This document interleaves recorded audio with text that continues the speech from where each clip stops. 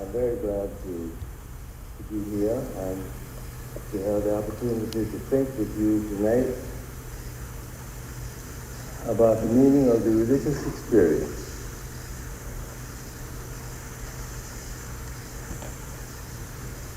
As a background for our thinking together, I want to read two things.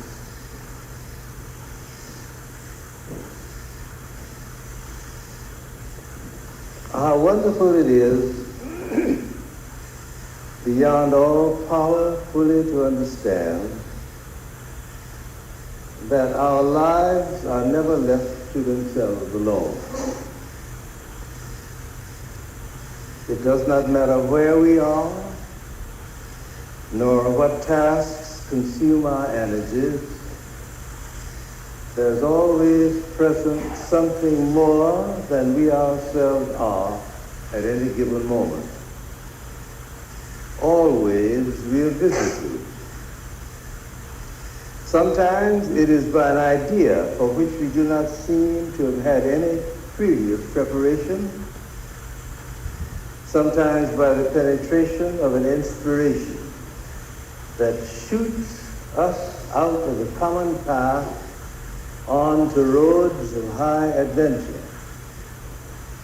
Sometimes by the accumulated energy of a precious memory shedding a quiet haze over the entire landscape along which we walk.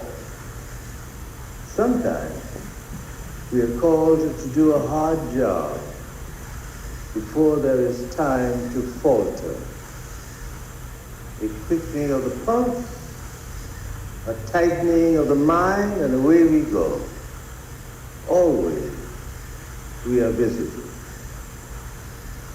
We are surrounded by the memory, the witness, and often the presence of those others whose names we may or may not know, whose strivings make possible so much upon which we draw as our common heritage.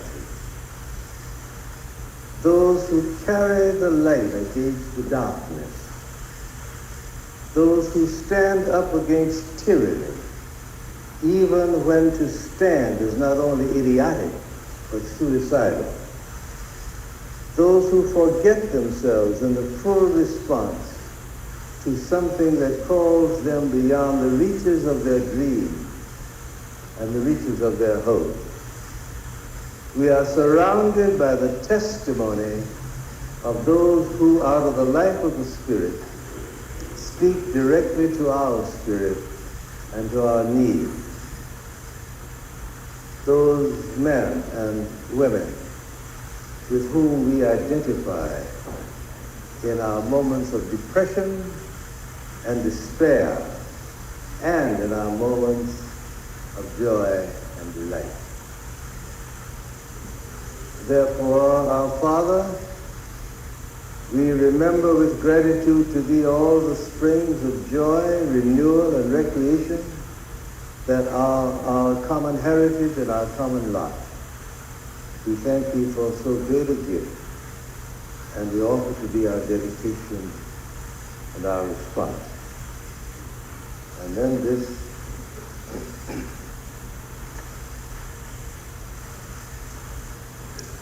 in every life, there are few special moments that count for more than all the rest, because they meant the taking of a stand, a self-commitment, a decisive choice.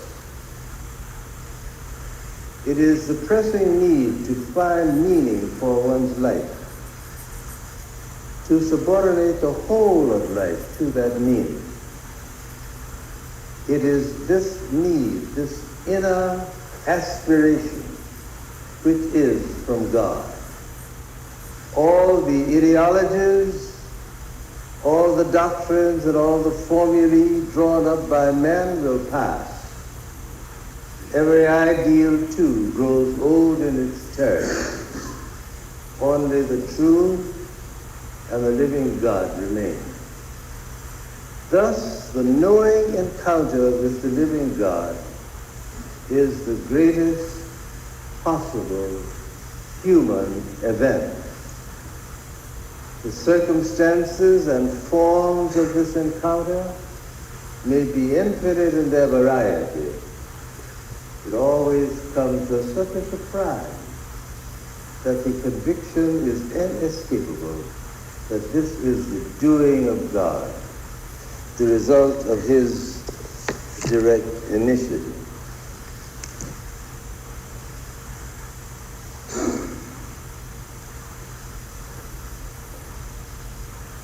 There's a favorite paragraph of mine from the book of Jeremiah,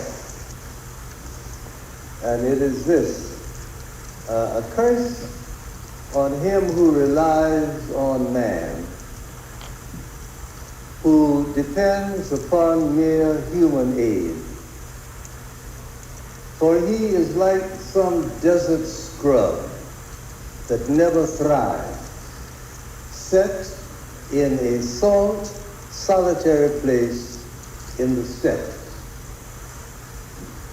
But happy is he who relies on God, who has God for his confidence, for he is like a tree planted beside a stream, sending its roots down to the water. It has no fear of scorching heat. It goes on bearing fruit, and all around him is barren. And it looks out on life with quiet eye.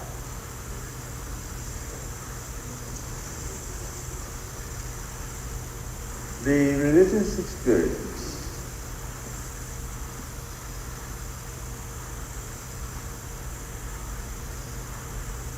it is very important. More than that, it is very critical that our minds and our thinking should be directed to this area of the common experience, of the common quest of the human spirit at this critical moment in human history. If I were 20 years younger and of the same mind that I have now, I would devote the next 10 years in making a critical analytical study, comparative study, between this period in Western civilization and culture and history as compared with the end of the 19th century, as the Roman Empire began to decline, to disintegrate. There are certain striking comparisons, and I simply salute these in passing, because if they're critically examined, they may not be comparisons at all, but this is how it seems to me. During the closing days, the eclipse and the fading of the Roman Empire, for several decades, something happened so that the universe decided not to rain. Long months, years of drought. And that is equivalent to a gasoline shortage now. In addition to this, the Roman citizen, the average Roman citizen, had lost his sense of responsibility for the fate of the empire. They had retreated into the privacy of their little worlds and their affairs and left matters that had to do with the destiny of the country, the government, to the Senate, and to some other people who at that time were in power, including the emperor. In addition to that, there was a loss of faith in the integrity and vitality of the religion of the empire, which was Stoicism. One historian characterizes it as a loss of nerve. This meant that there were no points on the horizon to which the individual could look to give to himself a sense of security, a sense of bearing, a sense of direction, some overarching, brooding guide that would nudge him on the elbow when he made the wrong turn in the road. This had disappeared.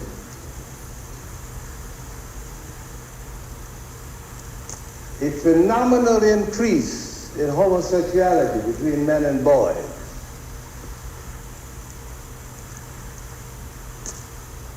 And floating up from North Africa in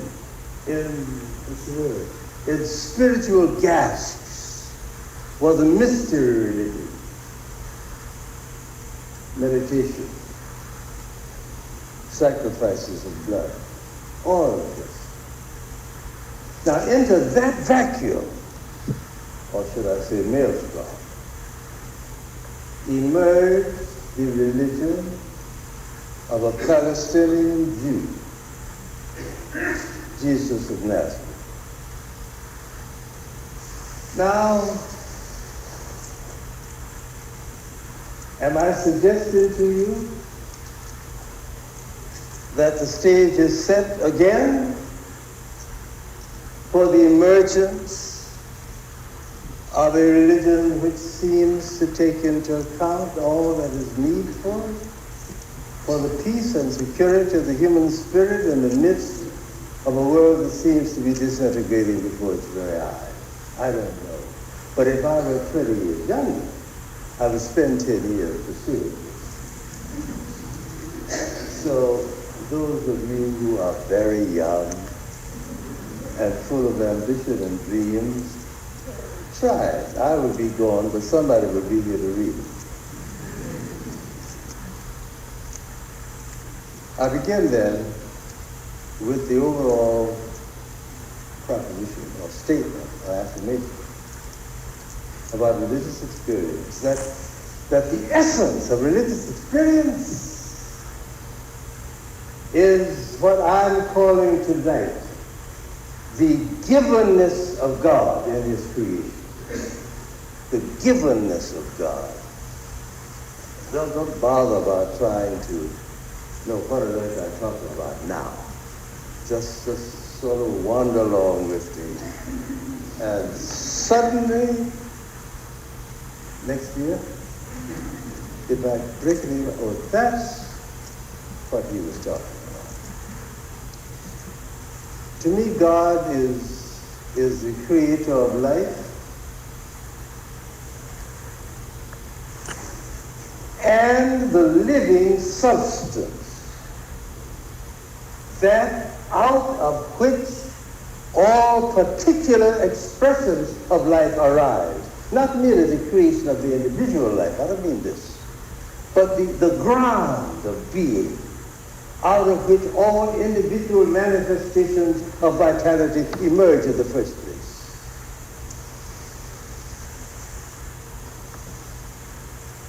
And a commonplace way to express that is that life itself is alive.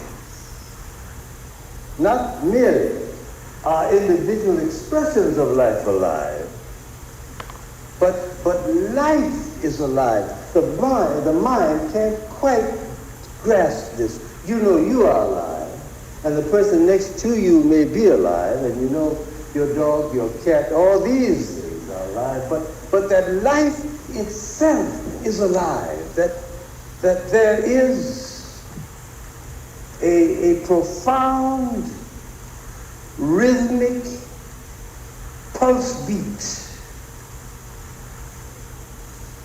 that supports and sustains all alivenesses of every kind.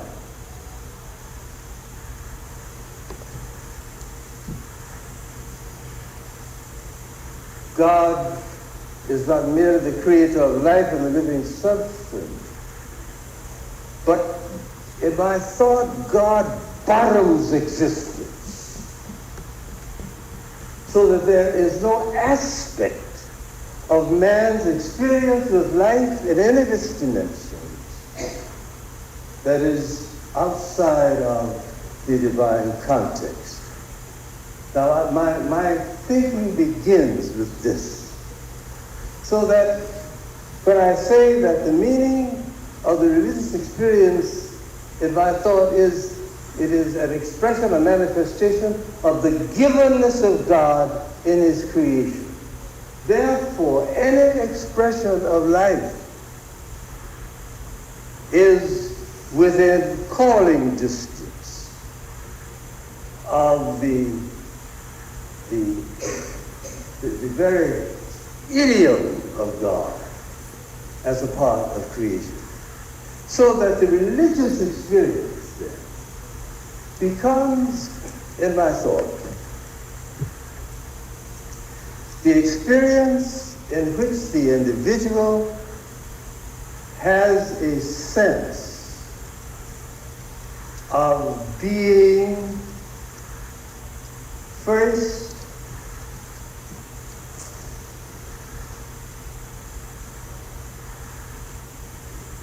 grounded, no, that's not the right word.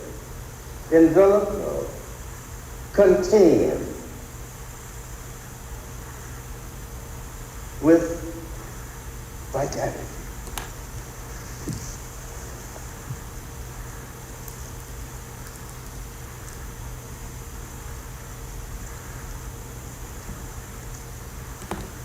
It is not what I create with my mind.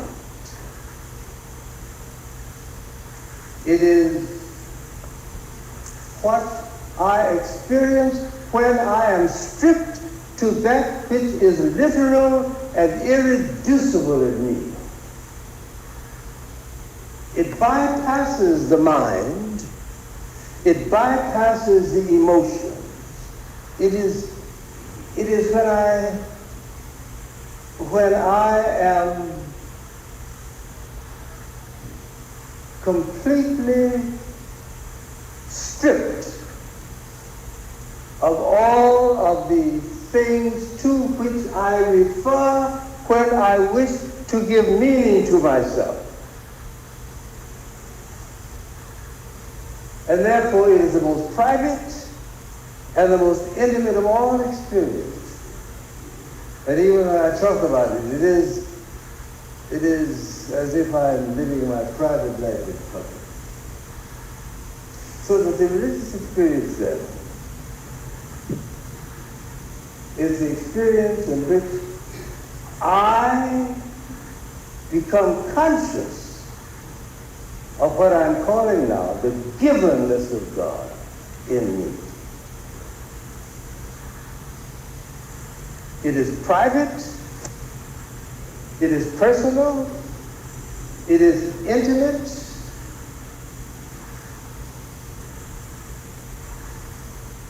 it is unique and universal. It is an interesting thing to me, and I didn't find out how long do I talk.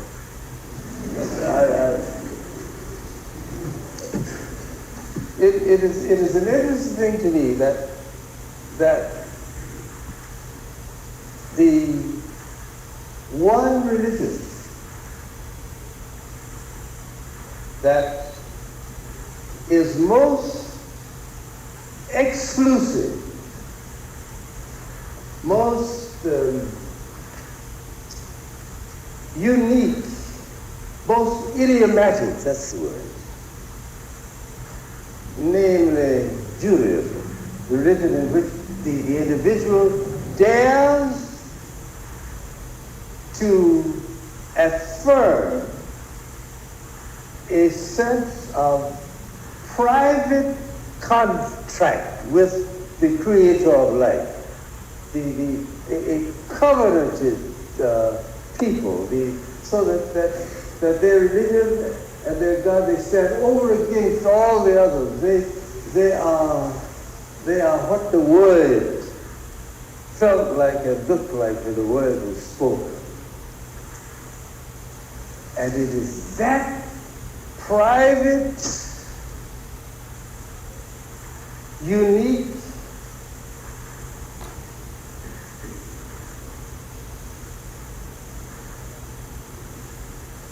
sectarian, if you please, religion, out of which has come the universal doctrine.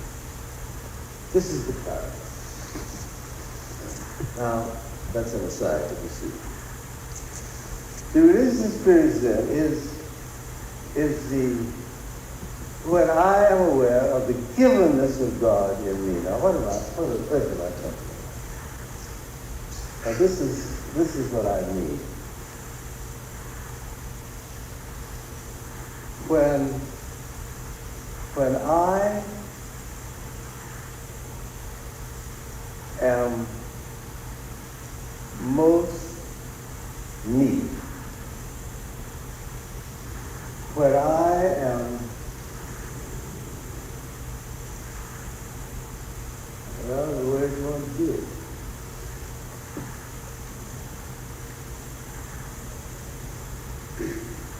When I am most private, most personal, when it is as if I and I alone existed in all the universe.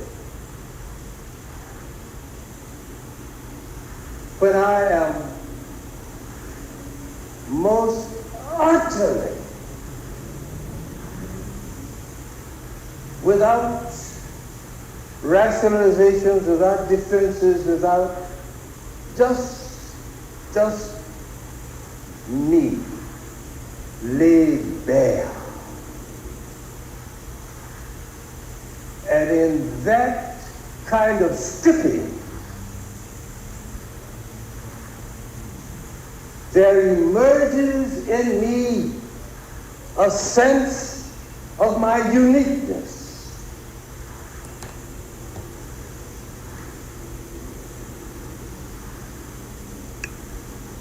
It is only then that I have a sense of having the great privilege of just being me. All this, I no longer must go around with my defenses up. I can just be as I am, making no case, no apology, just as if I were a part of the rhythm of all existence.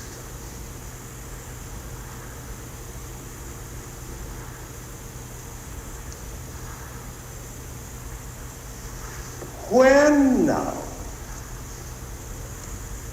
I make this sort of experience about which I'm talking and thinking an object of thought, when I make this experience an object of thought so that I can look at it and think about it, it is then that I develop theology. It is then that I develop creeds. It is then that I develop denomination.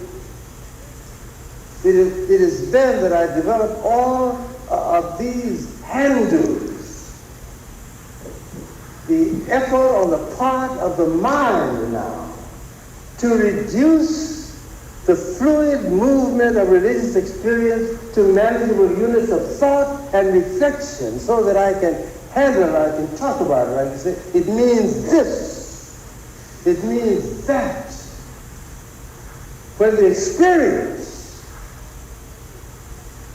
is so full, it cannot contain a meaning. That's why all doctrines, all creeds, all dogmas, however crucial and important they are inventions of the mind. They are what the mind does when the religious experience can be damned, yes, that's the word. You see, it's flowing. I was please. You see, your mind did that. You see, the religious experience is fluid, it's dynamic, it's well, I want to use the word like yeasty, but I don't mean that quite. But it's alive. And it can't stay put.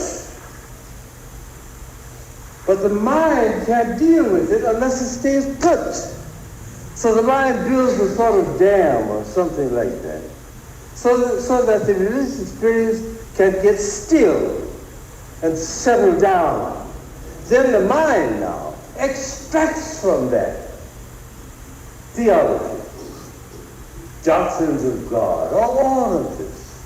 Meanwhile, the religious experience has gone on experiencing.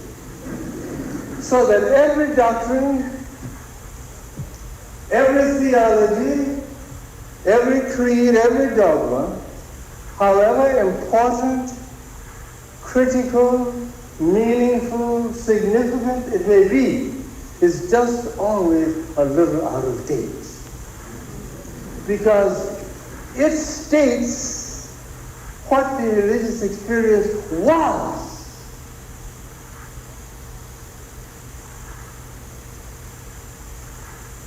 Therefore, as soon as you get the statement made, the first thing you have to do is to tear it down and start again. Now, another step. Is there a difference between the religious experience and any other meaningful experience? Now, bear in mind, the simple definition that I'm using is that the religious experience is when I become aware of the givenness of God in me. The givenness of God. It isn't something that I can bring to pass in me, an awareness by will. It isn't something that I can do, can experience by doing all of the things which seem to be required in order to have it happen. No. There is something,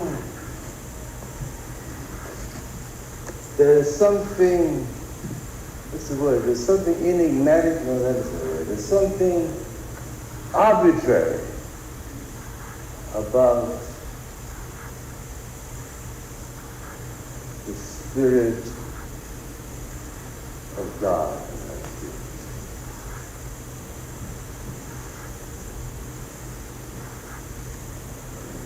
And this is the problem that always emerges when the individual works out disciplines, spiritual disciplines, spiritual exercises. There is something about them which says that if I can get the formula, then automatically I may become conscious of the awareness which I'm calling the givenness of God. So all through the history of religions on this planet, men have tried to find ways by which they can ready themselves. We call them spiritual exercises, even prayers, or meditation, all of these. But I can create a vacuum into which the awareness of God will move.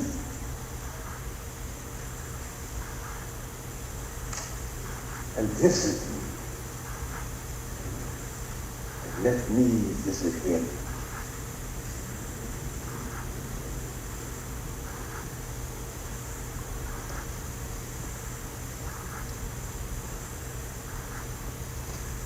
And I don't want to be misunderstood here.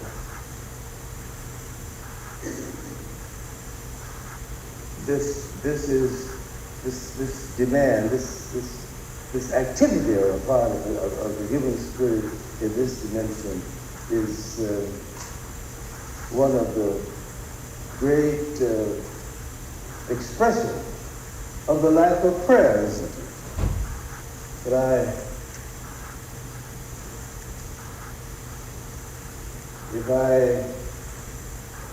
if I can find the words,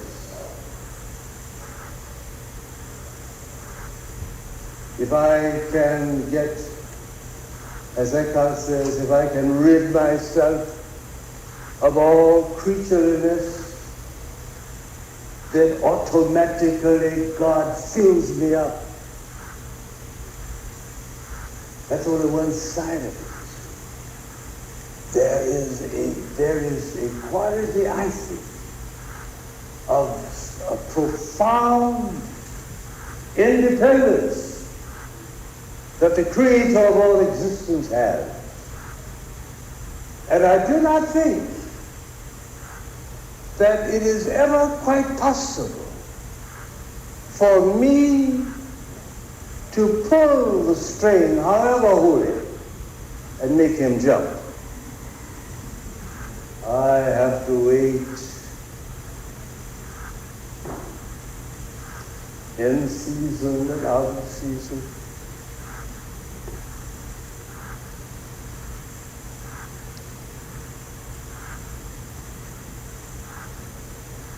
Searching all the corridors of my life and experience, cleaning out everything which in my own feeling and thought would cause him to pass me by.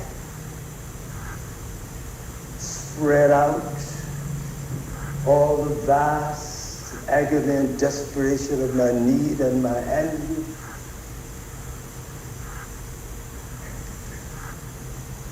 So that enough pressure will be put upon him that my need will bend his will to my necessity.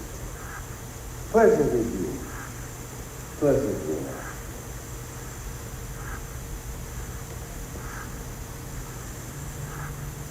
But I must always remember that there is an awful arbitrariness about the Creator of existence. I may prepare, I may do all the things that are necessary, purge my life, confess my sins, forgive my enemies, go through all the things that my mind and the sensitive spirit and the anguish of my heart might require in order that I might be visited. And he may not come. And some other time, when I am going about my other kind of business, and the thought of him is not remotely moving around on the edges of my horizon, he appears. Therefore, the book says, around any turn in any road, anywhere, without announcement, I might find myself in the presence of the burning bush and hear a voice say, "Take off your shoes, because the place where you're now standing is a holy place." This is the nature of the religious experience. I am under obligation to ready myself through discipline and all the other things we may be mentioning before the series is over. But bearing in mind that the creator of existence is the creator of existence. And if I could make him do my will,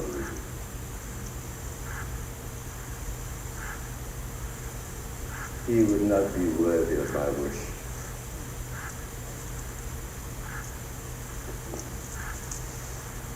Now, give just 2 or 3 more minutes. The religious experience at its core is the awareness of the givenness of God in me and in his creation. George Fox says that he came down from Pendle Hill after his vision. All the world had a new smell. That's what he was talking about. When I was a boy in Florida, we used to sing a spiritual called "Come Out the Wilderness."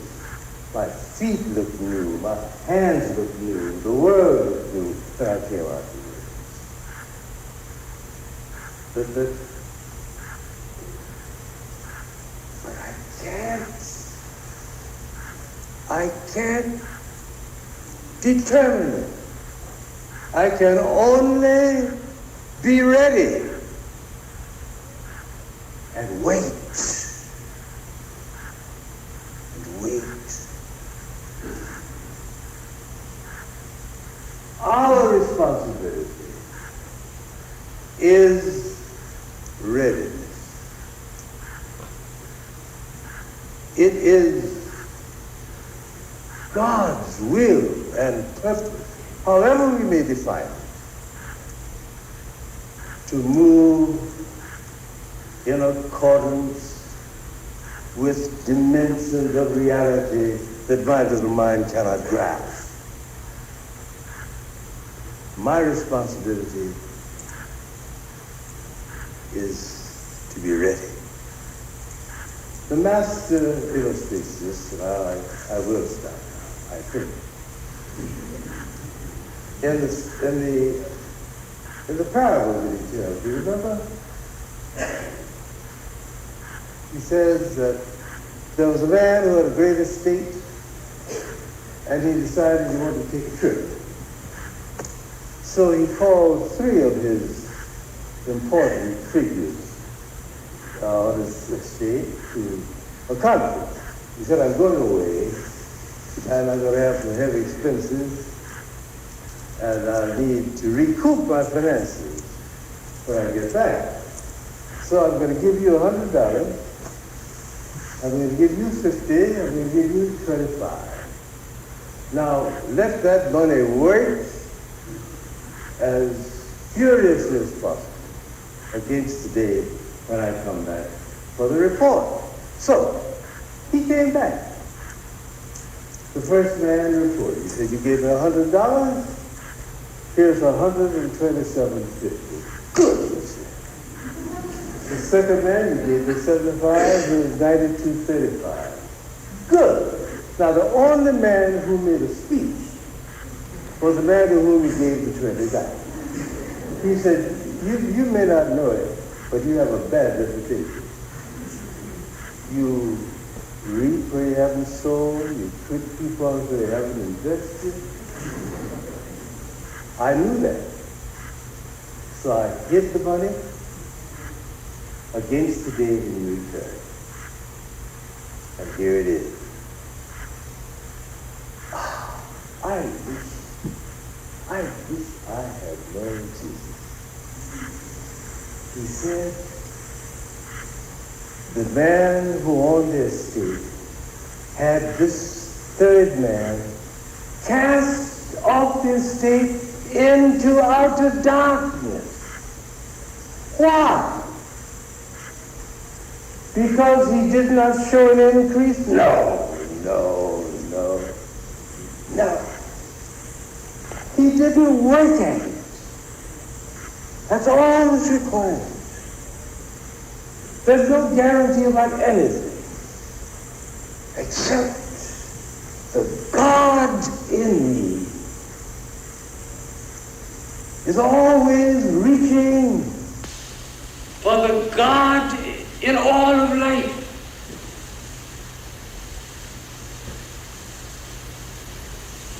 And when they come together in me, I have what is called the religious experience.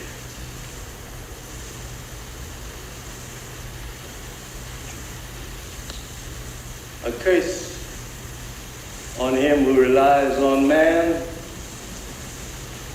who depends upon mere human aid, for he is like some desert scrub that never thrives, set in a solitary place in the steppes. But happy is he who relies on God, who has God for his confidence. For he is like a tree planted beside a stream, sending his roots down to the water. His leaves are always green. He goes on bearing fruit, but all around him is barren. And he looks out on life with quiet eyes. Quiet eyes.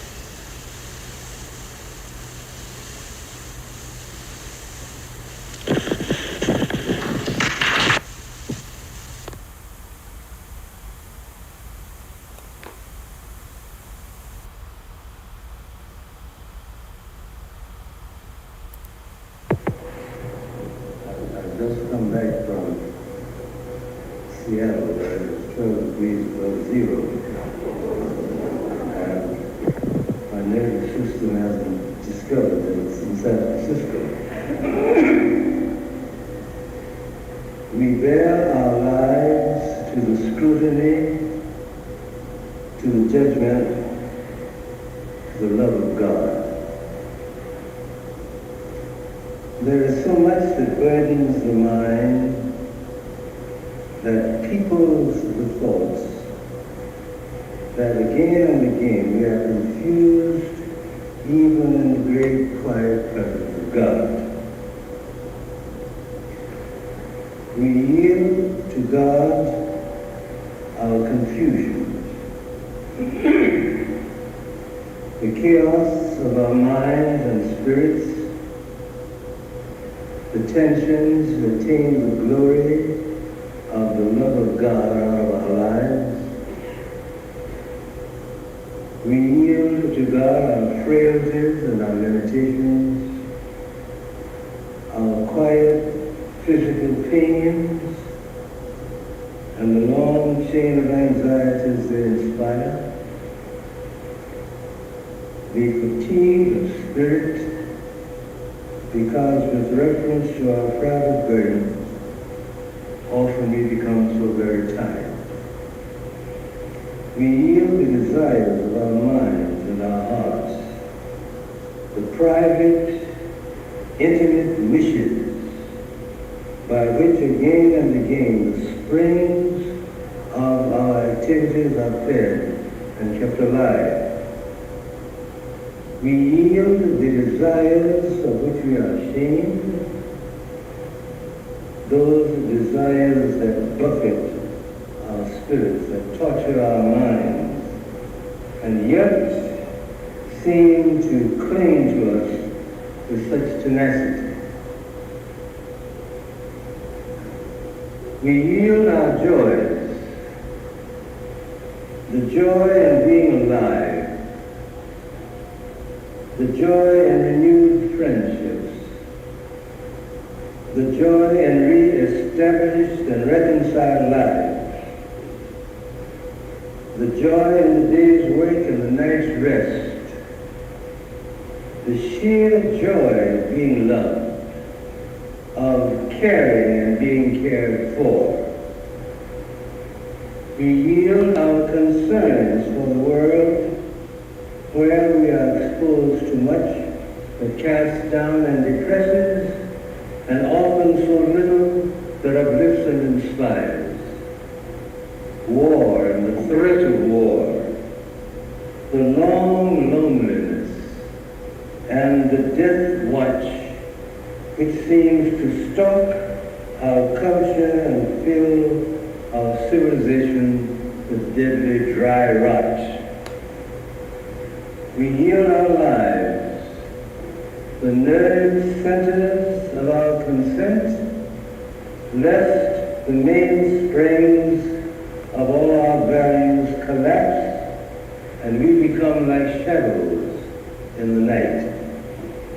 All of this and more than tongue can say and heart can feel and mind can think, all of this we yield to the scrutiny, to the judgment, and to the love of God. There is in every person an inner sea, and in that sea there is an island. And on that island there is an altar, and standing guard before that altar is the angel with the flaming sword. Nothing can get by that angel to be placed upon that altar unless it has the mark of your inner authority.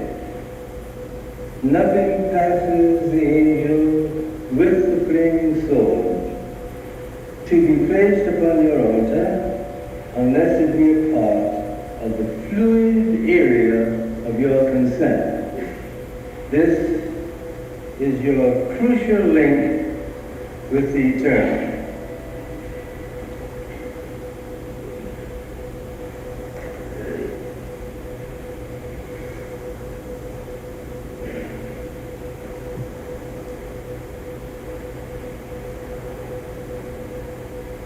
Perhaps the unique thing about the religious experience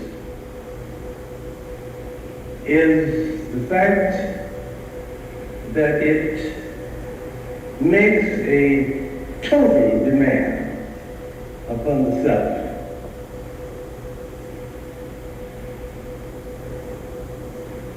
It demands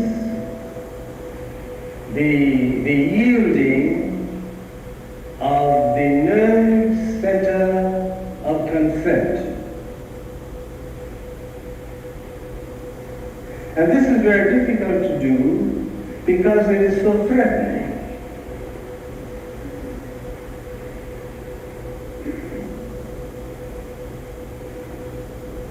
I am never sure that even God can be trusted with absolute authority over my life. For he may have something in mind with reference to my life that I have no intention of letting him have. So I give it and I snatch it back. I yield and then I change my mind.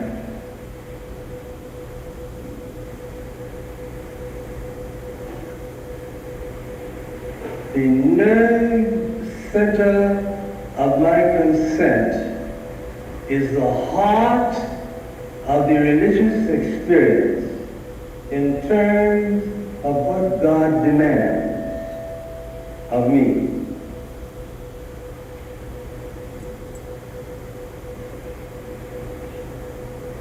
And even after I yield the nerve center of my consent, the work of involving my life in the moving, creative Spirit of God in His world has just begun.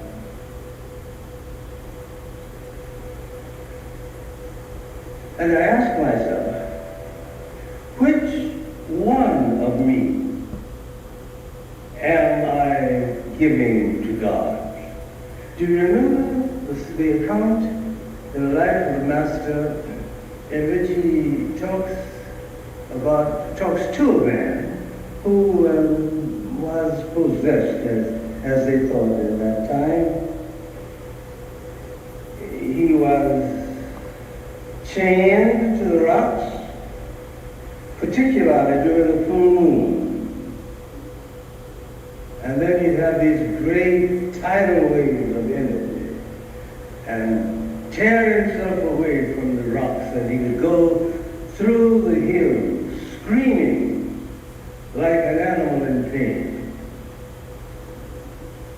And then he met Jesus. Or should I say Jesus met him? Anyway, they met. And Jesus asked him one question. Do you remember? Not what's wrong with you?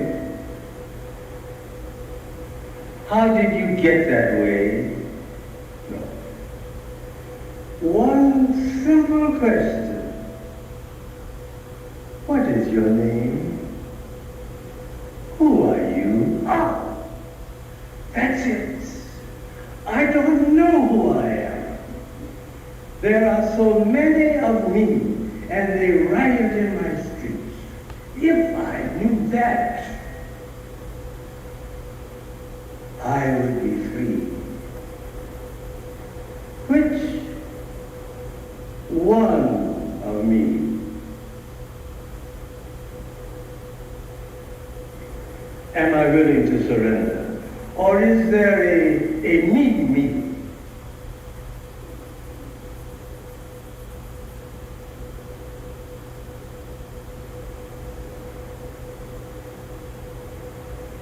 I don't know. Because it takes a lifetime to discover which of me is the one that carries the load of me.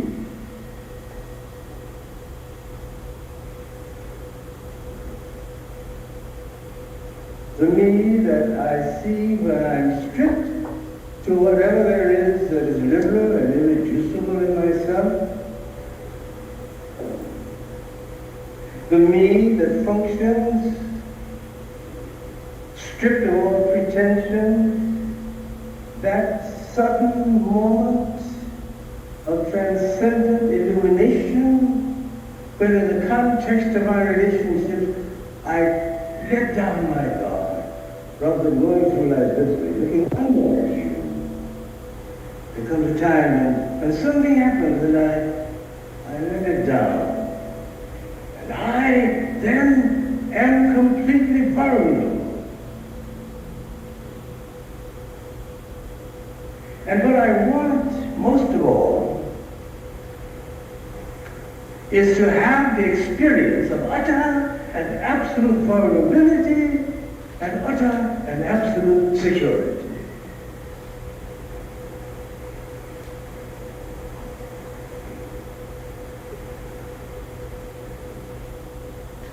I want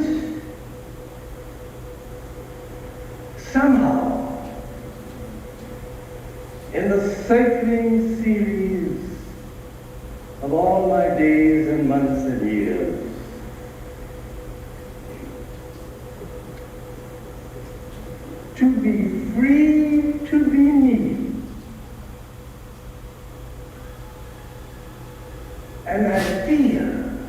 by my tradition,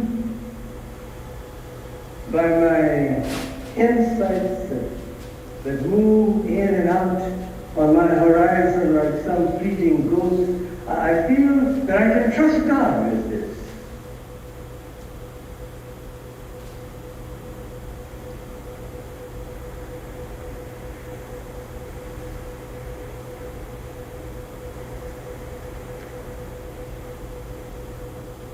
So that the essence of my religious experience is to go through to use the word experience again, to go through the experience of stripping until I lay bare to God Himself in me. And God claims God in me. And when that happens, I can trust Him. But I'm not sure.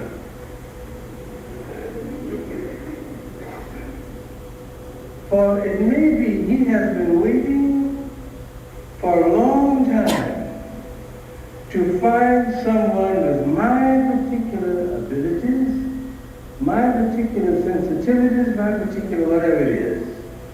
Because He has something that has to be done in His world. How long He's been waiting, I don't know. But at last, He rejoices because He has found me, and I fit.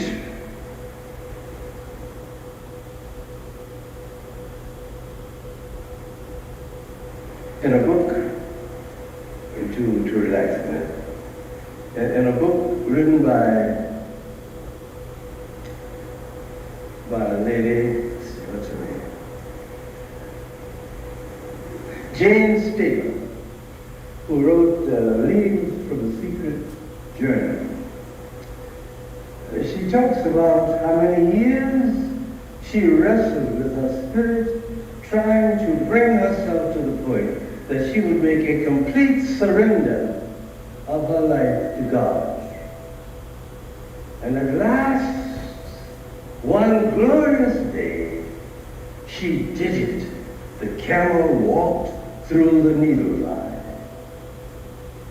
And to her utter humiliation, instead of God asking her to do something tremendous that would stretch herself out of shape in order to do it, cutting across all of her sensitivities and all of her acquired prejudices and moods and temperament. No. The only thing God asked her to do was to clean out her bureau drawers and keep them clean.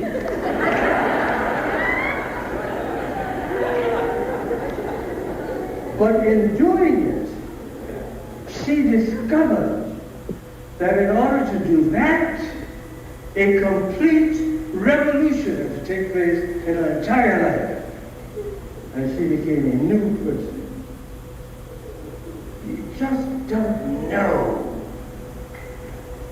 what the Creator of life and the living substance has in mind, and how long He has been waiting for me to say yes.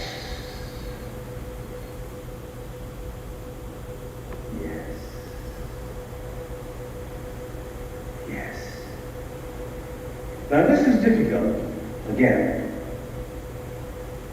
because it takes us such a long time to come to oneself. Now think of it. Do you remember? No, you don't.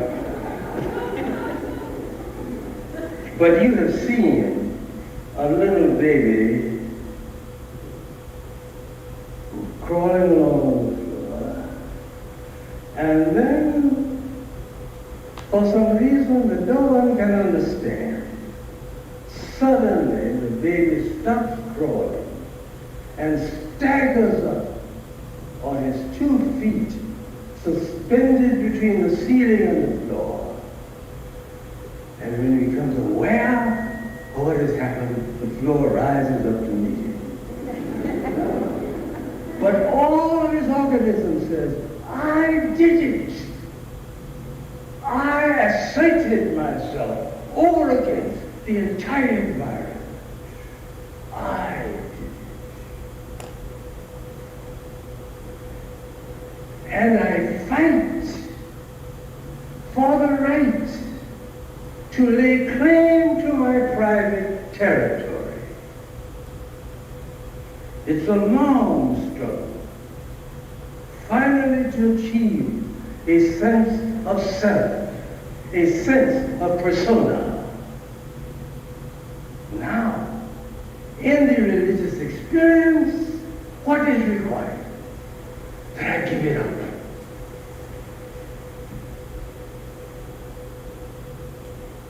And again, I have no intention of doing that. And God has no intention of letting me get away. So,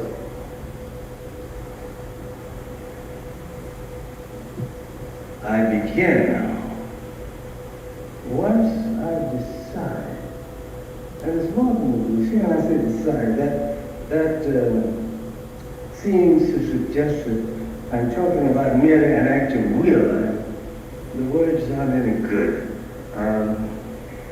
I don't mean just to say I will, I do, but how can I say this? At my very center, at my very core,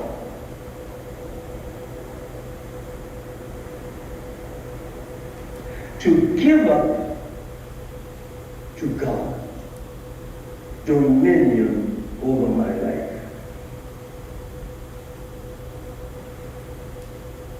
And to be willing to be obedient to his will, to the moving, creative energy of his spirit, and to discover for the first time now that when I do that, I come to myself for the first time.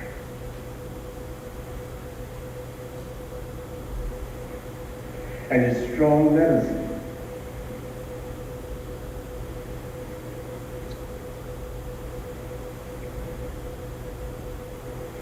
Oh, yes. Forgive me. It's strong medicine.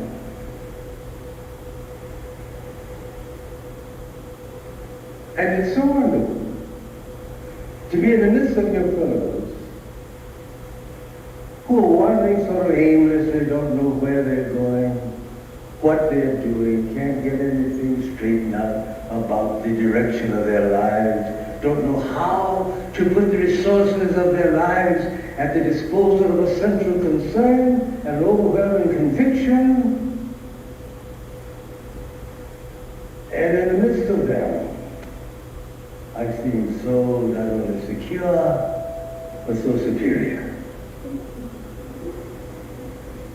And I'm like the man who went up to the temple to pray. I'm glad I came, but I'm gladdest of all that I'm not like that fellow there.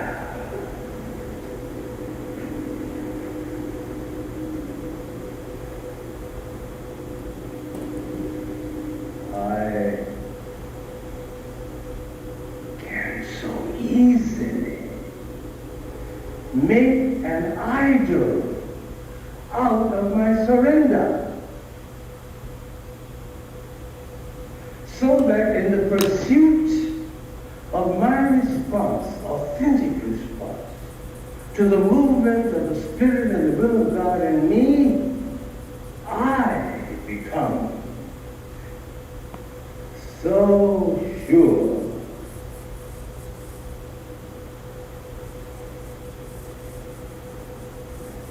that I forget the most important element in this experience, and that is that I can always be mistaken. Now, please hear me clearly.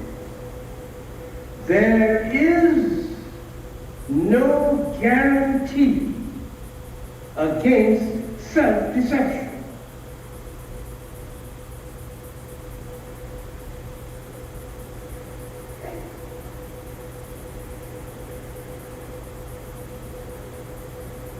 So that the essence of the dynamism of religious experience makes, in the individual, makes for humility. I'm always trying to prove my life by the Spirit, by the mind, by the will of God, as it comes through to me. But when God is moving in me, I may be doing something somewhere else.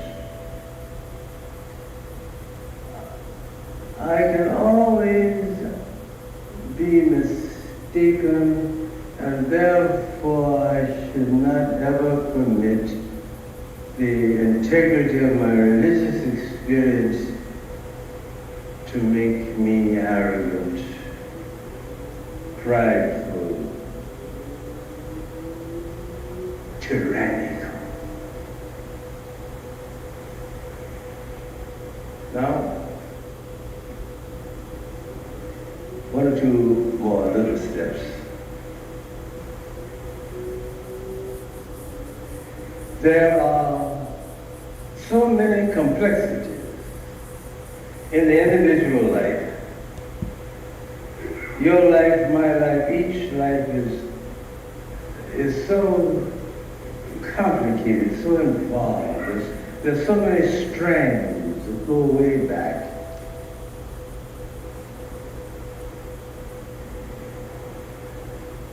That it takes a long time for the word of my surrender to God to get to the outlying districts.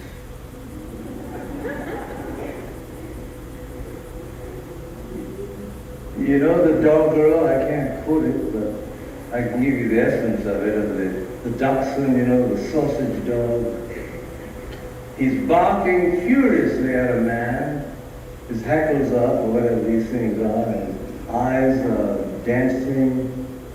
He's ready for the attack, while his tail is wagging in a very friendly way because his tail just now registers a good emotion he had 2 weeks before. This is a complexity of it. So that all my life, even to the end of my days, and I think even beyond, the word is trying to get into the outlying districts of my life.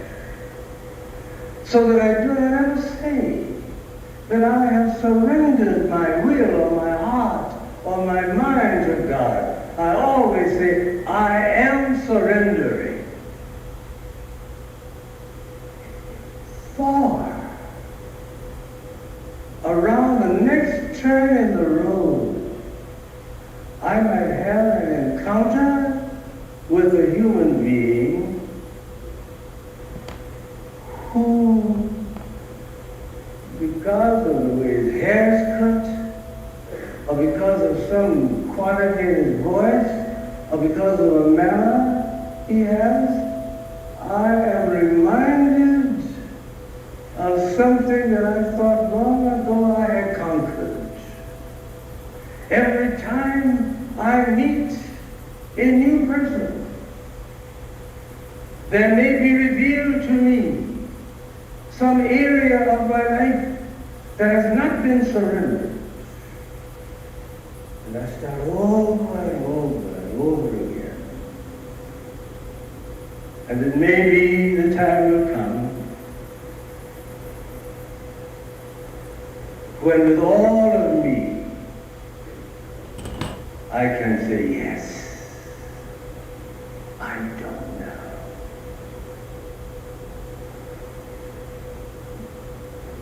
Because there are parts of me that are very important, very crucial, and I don't know when they became a part of me. And then I meet you, and you stir something in my psyche, and I'm brought back face to face with some long-forgotten moment that registered and left its impact. I didn't know it. So that the essence then of the surrender leads the individual inevitably to a life of prayer. Prayer.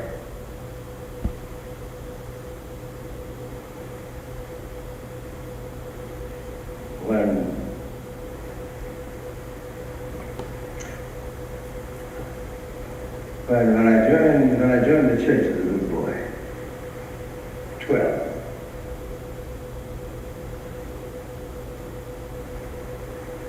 it was a great moment.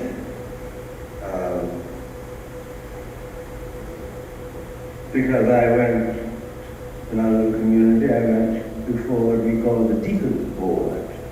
You know what, the deacons. Yeah. I went before them, and they had the questions. They were the screening committee for God.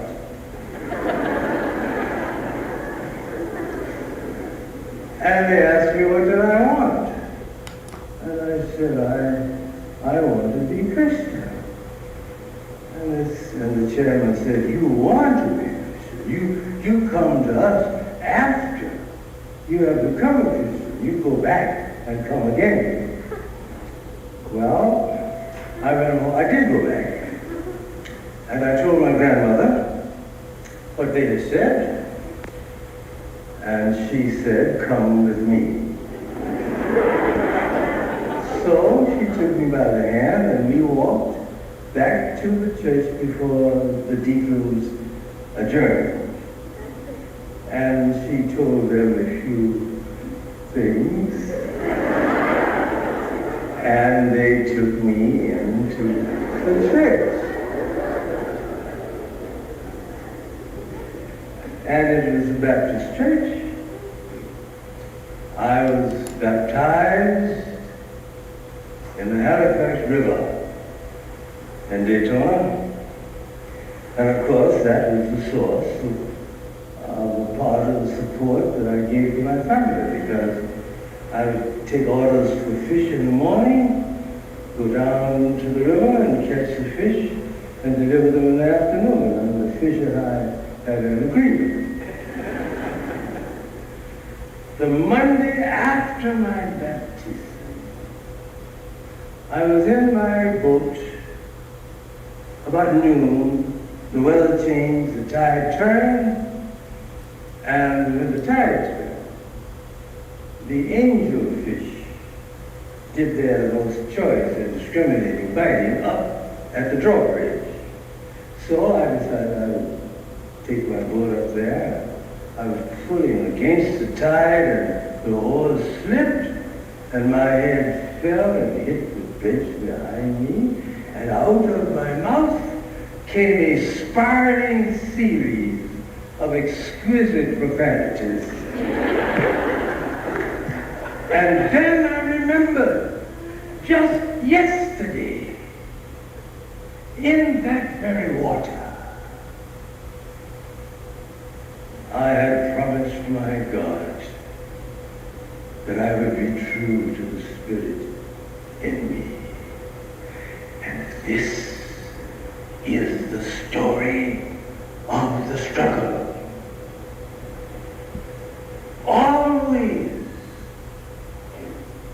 Always, there may be a moment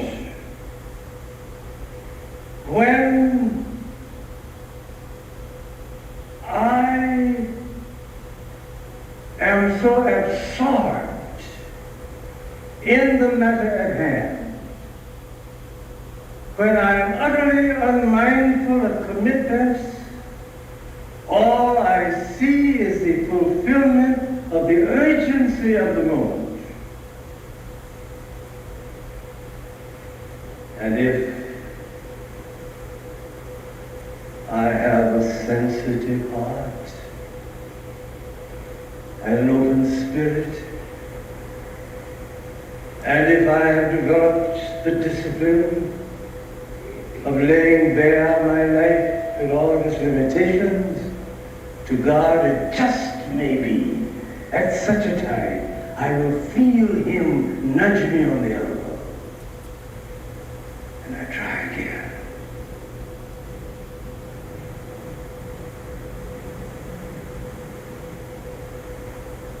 So that I cannot separate, and I'm almost through now, but not quite.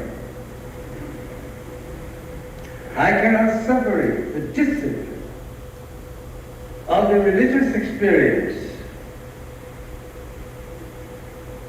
and the demand that it makes that I yield the nerve center of my consent to God. I can't separate that from the long, slow pilgrimage, failing, succeeding, trying and deciding not to try, praying with Augustine, Lord, make me a good man, but not yet. This feeling. And God, oh, how I wish I knew how to love him. God waits in season and out of season, brooding over my failures, my frustrations, my willfulness, waiting, never giving up, until at last that of him that is at the core of me, the very idiom of myself, throws wide its arms to welcome the God of life. And when the God of life embraces himself in me, the morning stars sing together, and all the sons of God shout for joy. My job then, my job is to work at it. My job is not to get results. That's God's. My job is to work at it. You remember the incident? It's one of the very dramatic stories that the master tells of the man who had an estate, and he decided he'd go away on a trip and was going to do some big spending, and he needed to have his losses recouped when he got back. So he called 3 of his people to it. You remember the story. And he gave one so much, and one so much, and one so much. And when he came back, they reported, and you remember, every man reported. The last man, you recall, did more than report. He made a speech. Remember? And the master says that he was put off the estate, not because he didn't show pride, but because he didn't work at it. He didn't work at it This is all that God requires. I surrender in the religious experience. I surrender the nerve center of my consent. And I keep doing it in season and out of season. Feeling and feeling and trying and feeling and trying. But always against that feeling. The living spirit of the living God keeps pushing and pushing and pushing. And as long as I can feel the pressure of his hands, I know that I'm not alone. And with him, there is not anything that can ultimately be withheld from me. So, a curse on him who relies on man, who depends upon mere human aid, for he is like some desert scrub that never thrives, set in a solitary place in the steppes. But happy is he who relies on God, who has God for his confidence. For he is like a tree planted beside a stream, sending his roots down to the water. He has no fear of scorching heat. His leaves are always green. He goes on bearing fruit when all around him is barren. And he looks out on life with quiet eyes. With quiet eyes.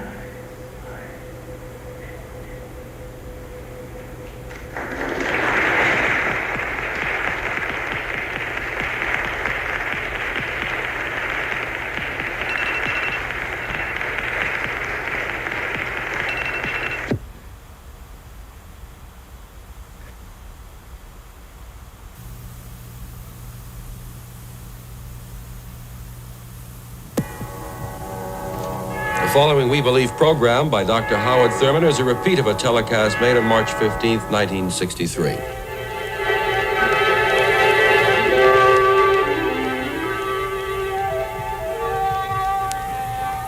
Let the words of my mouth and the meditation of my heart be acceptable in thy sight, O Lord, my strength and my Redeemer.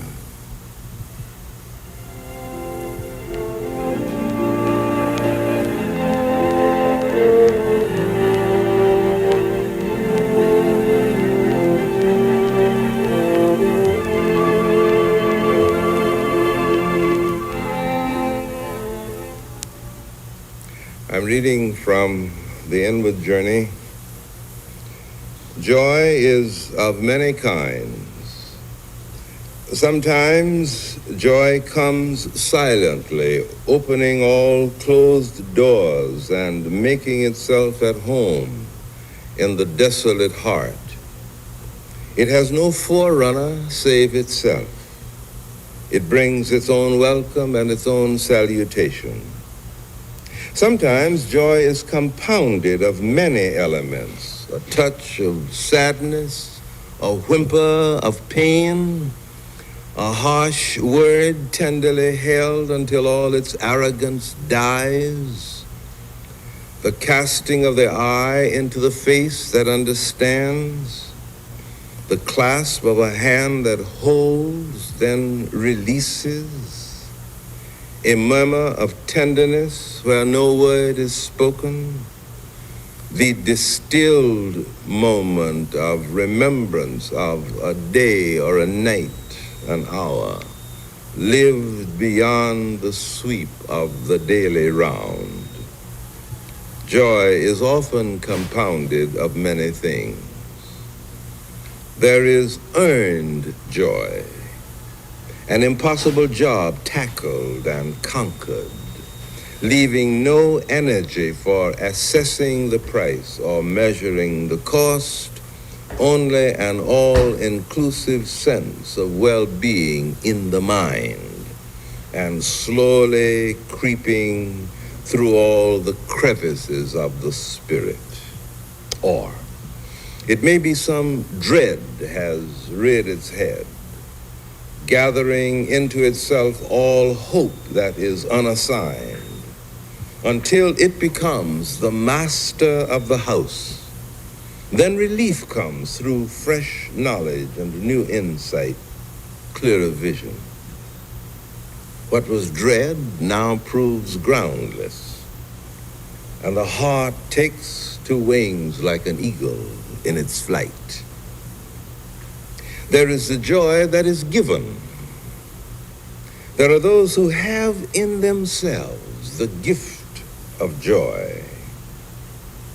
It is no relation to merit or demerit. It is not a quality that have been wrested from the vicissitudes of life. Such people have not fought and won a hard battle. They have made no conquests. To them, joy is given as a precious ingredient in life. It is a part of their basic intrinsic equipment. Wherever they go, they give birth to joy in others. They are the heavenly troubadours, earthbound, who spread their music all around and who sing their song without words and without sounds. To be touched by them is to be blessed of God. They give even as they have been given. Their presence is a benediction and a grace. In them we hear the music and the score, and in their faces we sense a glory which is the very light of heaven.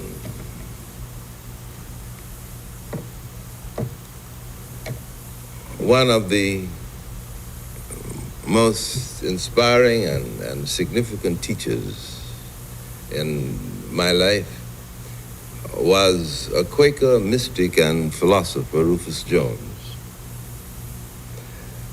And despite the fact that one associates a certain kind of somberness with the Quaker mood, characterized at one period by certain peculiarities of dress and certain peculiarities of speech even. Despite all of this, there was in Rufus a buoyancy, a kind of spontaneity, a freshness, a joy which I found constantly contagious.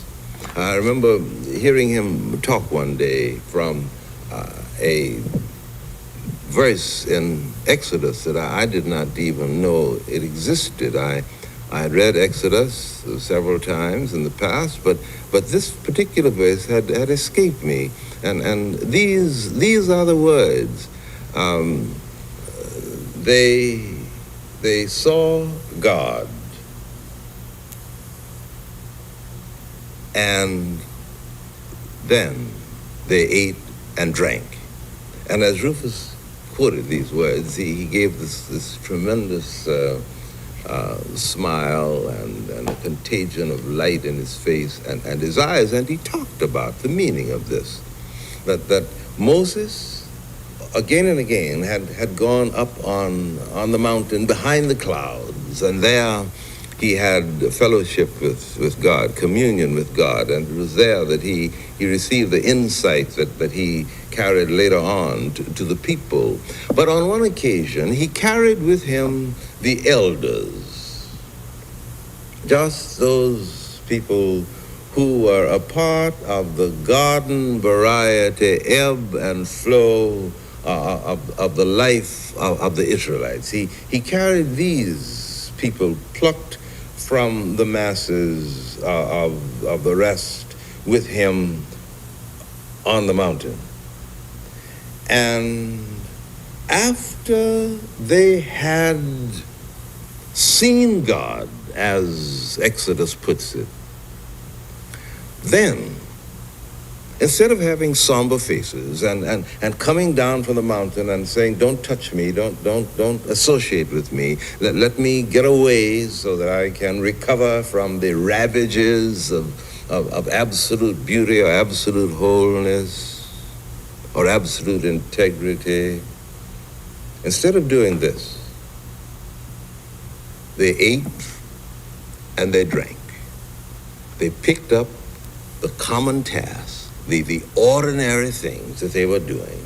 But my guess is, of course I wasn't there, but my guess is that when they ate, there was something added to the taste of the food, that there was something, just a little plus, because what they had seen on the Mount of Vision had somehow insinuated itself into the commonplace life about them. And this, to me, is one of the very interesting characteristics of the dynamics of joy.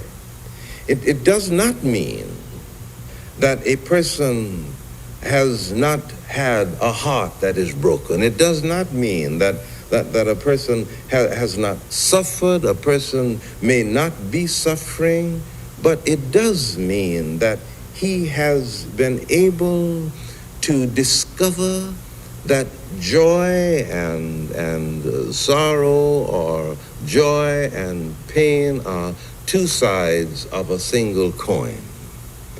I have a friend, an old teacher, another teacher who lives in Atlanta, Georgia. About 4 years ago, both of his legs were amputated, and he lives now in a wheelchair and is no longer active. But again and again, different students and faculty persons and old students of his, former students, come to Atlanta for one purpose only, just to go out to his home, talk with him, to get their joy restored. Now he has lost both legs and was a very active man, is confined to his wheelchair, confined to his house.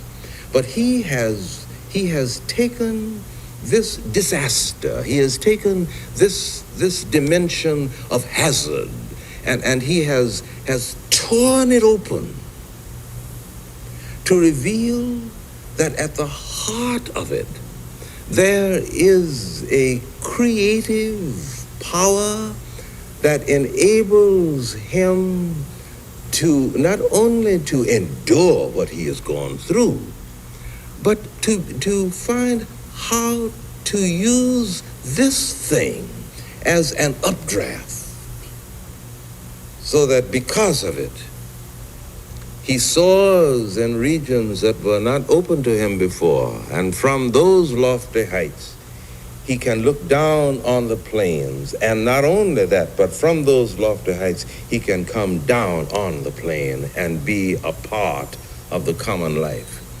They saw God, Moses, and the elders.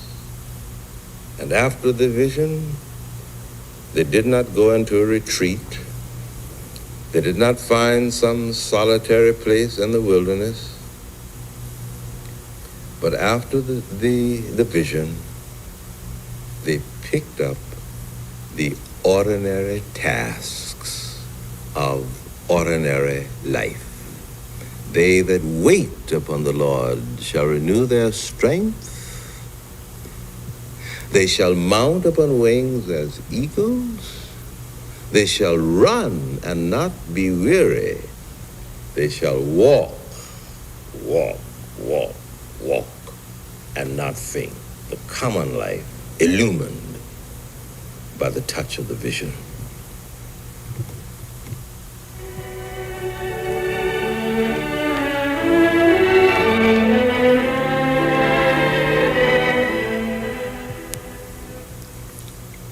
Let the words of my mouth and the meditation of my heart be acceptable in thy sight, O Lord, my rock and my redeemer.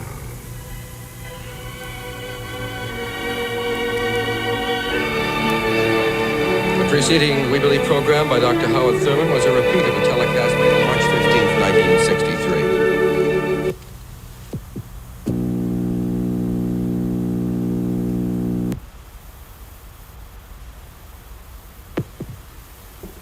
This is tape number ET45 from the library of the Howard Thurman Educational Trust. 2 meditations by Howard Thurman. This is side 1, entitled Joy Beyond Pain.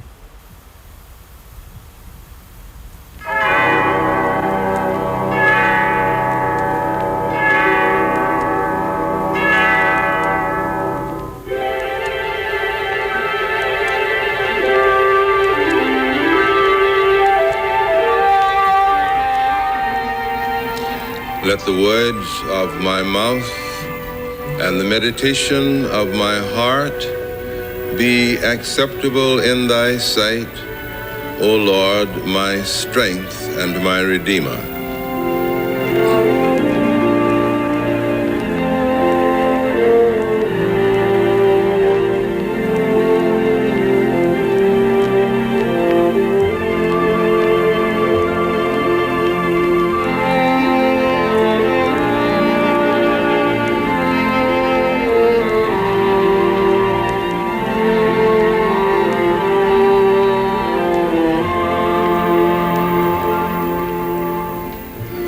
Because many of you in your notes or postal cards have made requests about the book from which I am reading at the first part of our program each morning, I am announcing that it is a new book called The Inward Journey.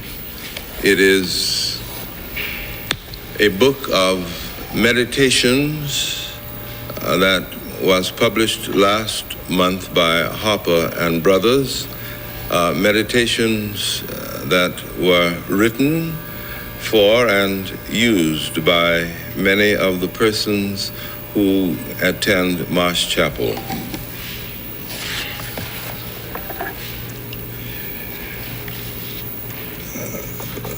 There often seems to be a clearly defined limit to human endurance.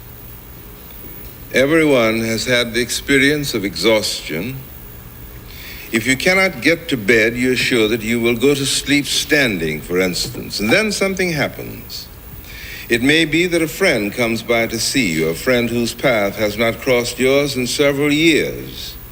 It may be that there are tidings of good news or of tragedy. At any rate, something happens in you with the result that you are awake, recovered, even excited. A few minutes before, the weariness was closing in like a dense fog, but now it is gone. Of course, knowledge about the body and mind gives an increasingly satisfying explanation of this kind of experience. The important thing, however, is that beyond the 0 point of endurance, there are vast possibilities. The precise limitations under which you live your particular life cannot be determined. Usually, the stimulus, the incentive, must come from the outside, be brought to you on the wings of external circumstance.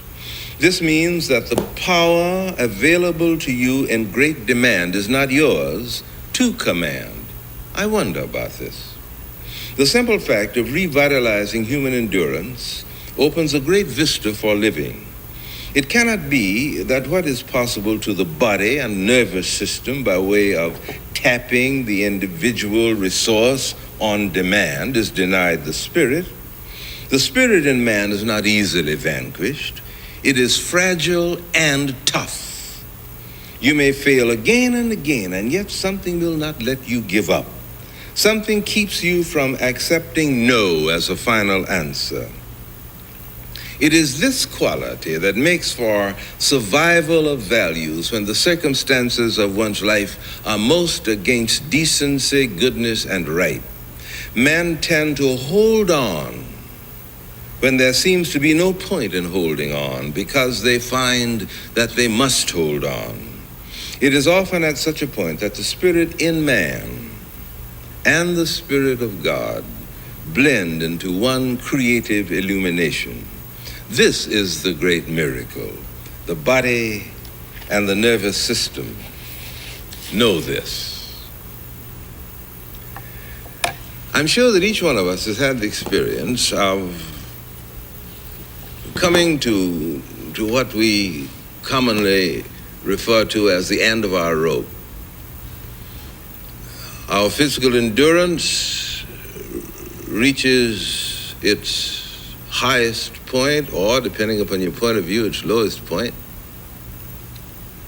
And we know that we can't go on. We just don't have enough physical energy left to last another minute.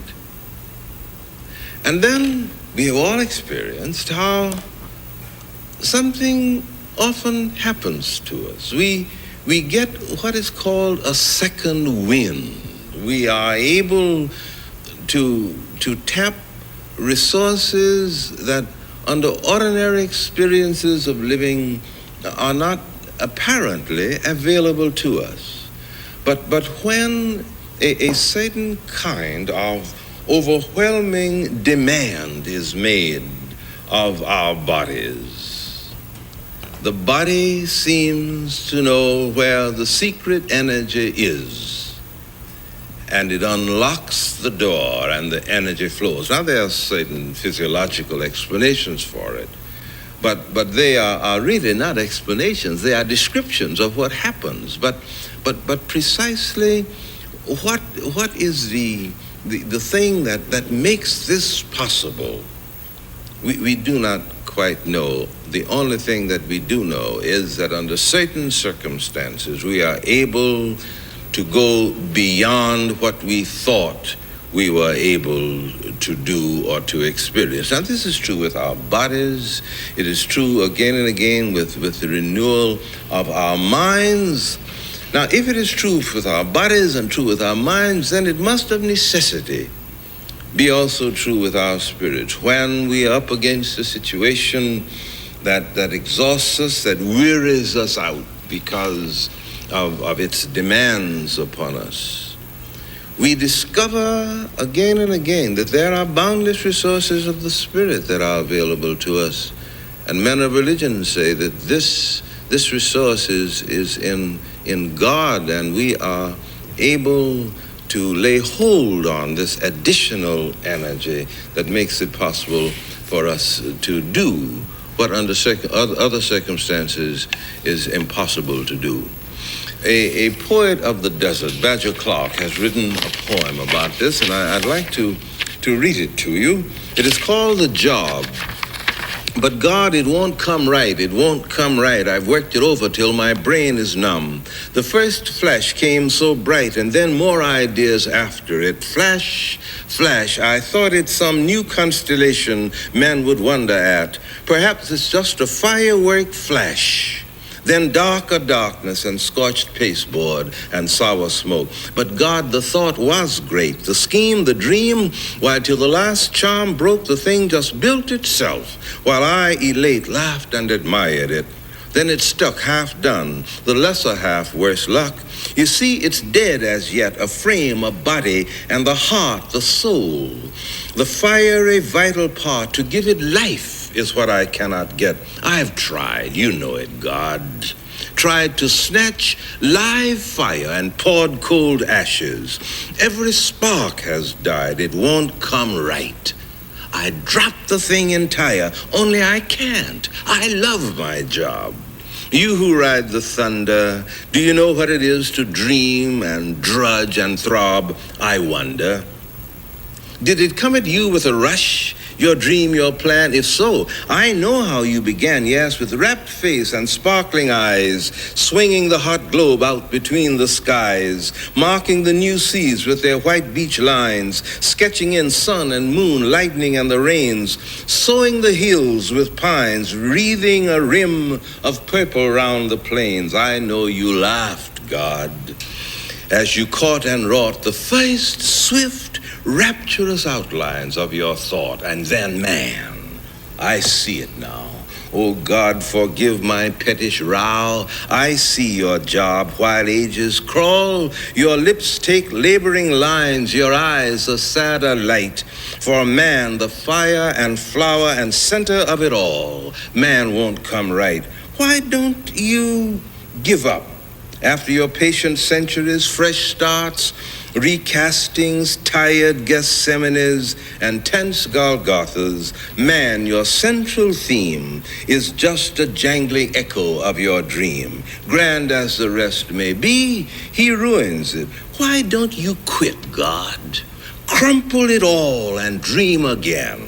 But no, flaw after flaw, you work it out, revise, refine, bondage, brutality, and war, and woe, the sot, the fool, the tyrant, and the mob. Dear God, how you must love your job. Help me as I love mine, over and over again. There is something about the human spirit that insists that there is available additional resources, more than we have ever experienced in the living of our lives. And it is then that we discover that the test of life is often found in the amount of pain, disturbance we can absorb without spoiling our joy. This is the gift in man. It is a part of the givenness of God.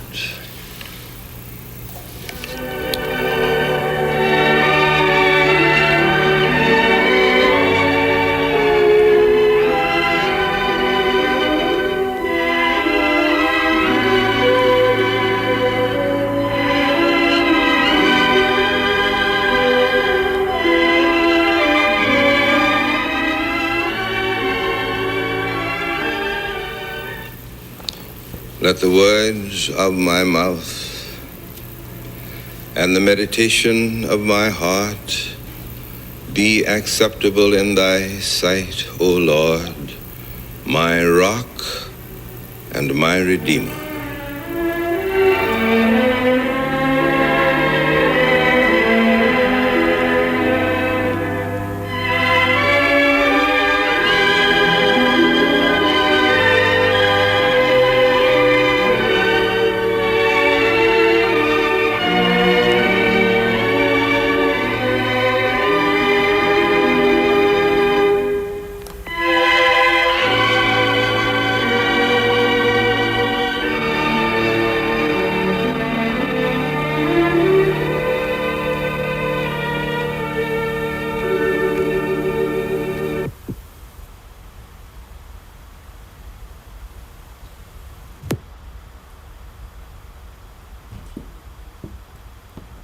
This is tape number ET45 from the library of the Howard Thurman Educational Trust.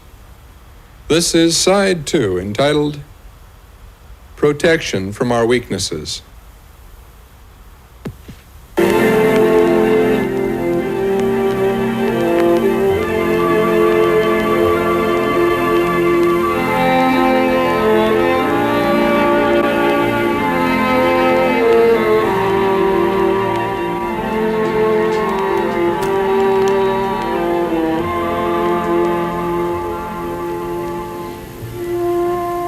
How completely devastating life would be if many times, again and again, we were not protected from our weaknesses.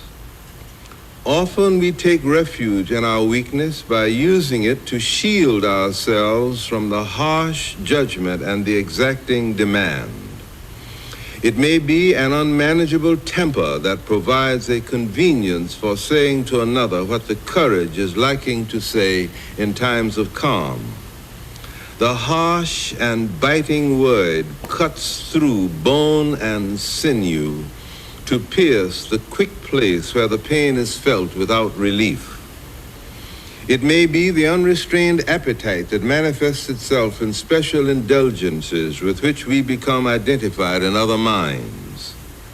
It is so easy to say that we have a weakness for this or that, or to retreat from our due by the easy words, "You know my weakness," or "I can't help myself when it comes to this or that."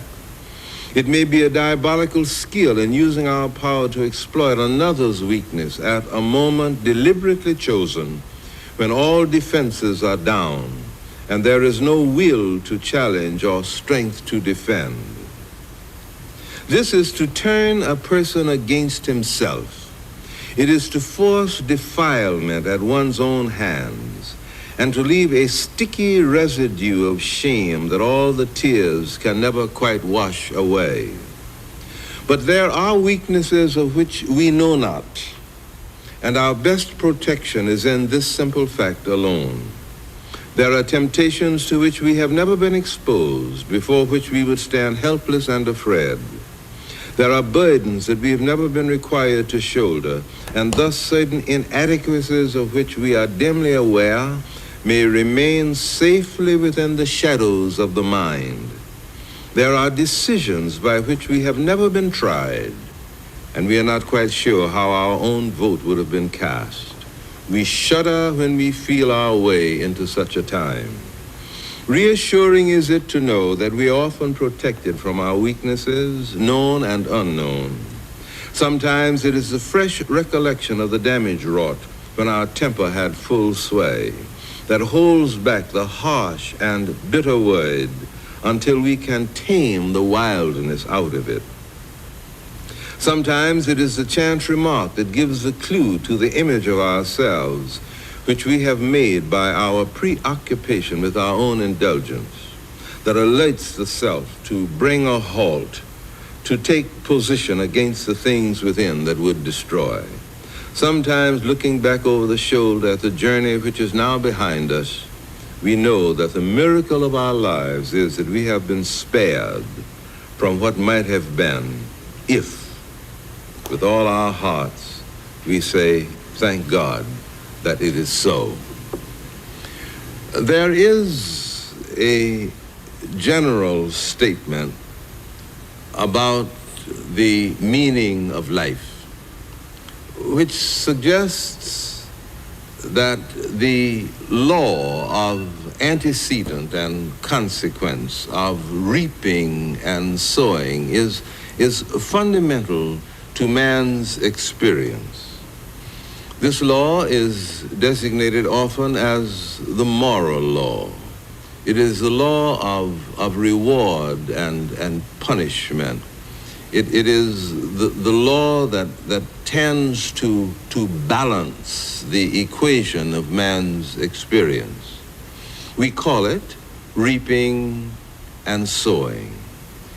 If we do a certain deed, then the impact of that deed is made not only upon the person who is the object of the deed, but the impact in some interesting and significant way feeds back into the quality and character of our own living. This is the way in which our lives develop and by which we grow. It is the principle that we use in training children, the principle that we use in training animals. If you're training a dog and he performs the deed and does it correctly, then he gets a reward, a scratch on the ear or a pat on the head or a little teaspoon or tablespoon of hamburger. if it is a horse, we reward him with a bit of sugar or something else that represents a unique reward for deeds done, for services rendered, so that we adjust ourselves to this broad and fundamental principle: reward and punishment, antecedent and consequence, reaping and sowing. This is the rhythm that seems to give a certain kind of inner stability to man's life. Now, over and above this, there is another aspect of man's experience. It is expressed in the words of the psalmist. He says, "Thou hast not dealt with us after our sins, or rewarded us according to our iniquities." Here is a recognition that which is evil will be atoned for in some way, that the good deed somehow balances the other deed that is not good, and man moves in this area in which the zones of agreement are established by the creative expression of life itself. But this other principle is just as important. There seems to be on the periphery of man's living a whole series of forces, impersonal in character, that impinge upon his life. And these forces, in the light of the hard logic of antecedent and consequence, of reaping and sowing, seem to be irrational. That a man sometimes finds that he is the recipient of things which did not arise from any deed which he himself perpetrated. It is the role, for instance, of the innocent person, a person who finds that because of circumstances over which he has no control, of events that do not arise from any activity on his part, but nevertheless he finds that he is involved in them in some sense as a victim.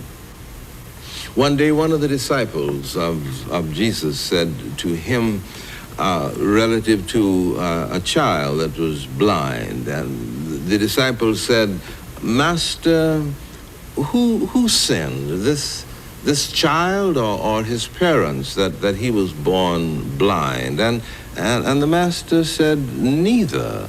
And then he went on to express something else.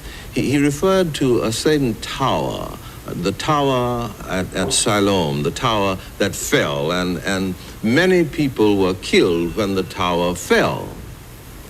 And he asks, were the people on whom the tower fell more guilty of wrongdoing, for instance, than the people on whom the tower did not fall? And the inference here is, you see, to challenge this balancing in terms of the personal equation. And he infers that no, they were not more guilty than the other people, but they were under the tower, and the other people were not under the tower. Now there is this irrational element that seems to be operative in life, and we are involved both as responsible human beings, responsible for our own actions, caught in the agonizing logic of reaping and sowing, of antecedent and consequence, and then beyond this, there's a sense in which we are victims, either of deeds that have been perpetrated at some other aspect in our world, and sometimes we are the recipients of rewards and good things that we do not merit. And that is why the psalmist says, in this great moment of exaltation, "Thou hast not dealt with us after our sins, nor rewarded us according to our iniquities. This is the law as well as the law of antecedent and consequence of reaping and sowing.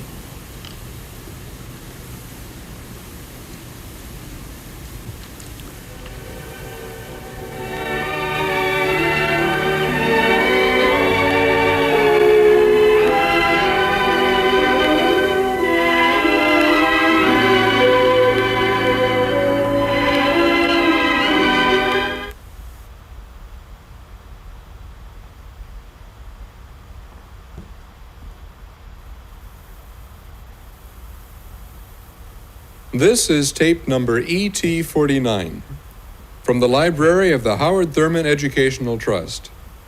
2 meditations by Howard Thurman. This is side 1, entitled The Function of Stillness.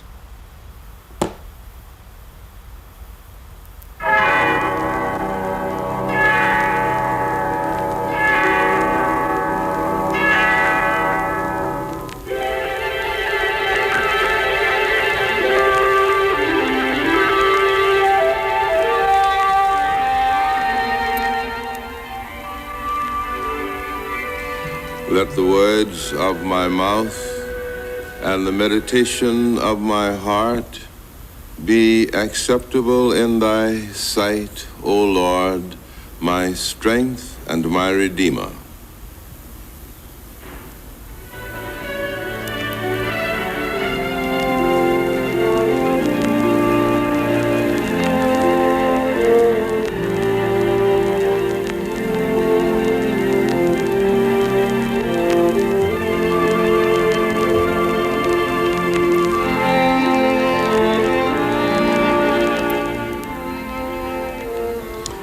I'm reading from The Inward Journey.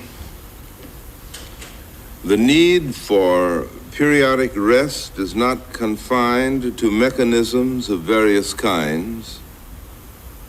Rest may be complete inactivity when all customary functioning is suspended and everything comes to a pause. Rest may be a variation in intensity, a contrast between loud and soft, high and low, strong and weak, a change of pace. Rest may be a complete shifting of scenery by the movement of objects or of persons. All things seem to be held in place by the stability of a rhythm that holds and releases but never lets go. Under the same necessity lives the mind as well. There is an inner characteristic of mind that shares profoundly in the rhythm that holds and releases but never lets go. Rest for the mind takes many forms. It may come in the change of material upon which it works. It may be ranging widely and irresponsibly over strange areas of thought. It may be tackling a tough problem with more than the customary intensity. It may be daydreaming, that strange and wonderful fairyland of sugar plums and candies.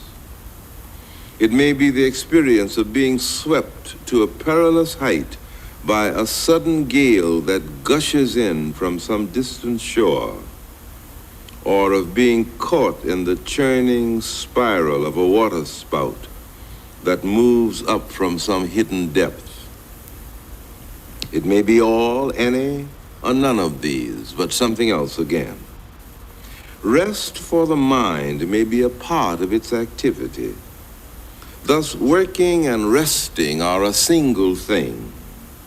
Perhaps this is true because the mind takes its energy neat in a manner direct and immediate.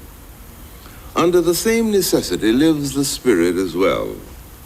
There is no clear distinction between mind and spirit, but there is a quality of mind that is more than thought and the process of thought. This quality involves feelings and the wholeness in which the life of man has its being. There is no need to tarry over the correctness of definition or even over the preciseness of meaning. What is being considered is what a man means totally when he says, I am. This self shares profoundly in the rhythm that holds and releases but never lets go. There is the rest of detachment and withdrawal when the spirit moves into the depths of the region of the great silence, where world weariness is washed away and blurred vision is once again prepared for the focus of the long view, where seeking and finding are so united that failure and frustration, real though they may be, are no longer felt to be ultimately real. Here the presence of God is sensed as an all-pervasive aliveness which materializes into the concreteness of communion, the reality of prayer. Here God speaks without words, and the self listens without ears. Here at last, glimpses of the meaning of all things and the meaning of one's own life are seen with all their strivings. To accept this is one meaning of the good line, rest in the Lord, rest in the Lord.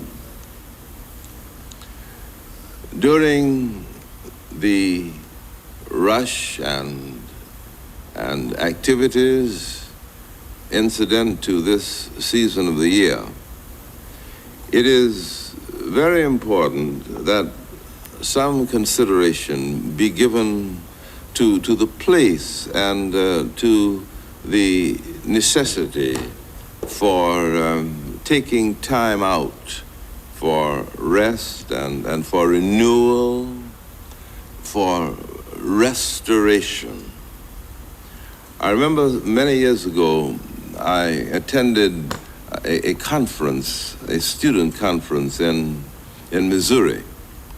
And in the afternoon, I saw students for, an hour, 2 to 3, 3 to 4, 4 to 5, by appointment.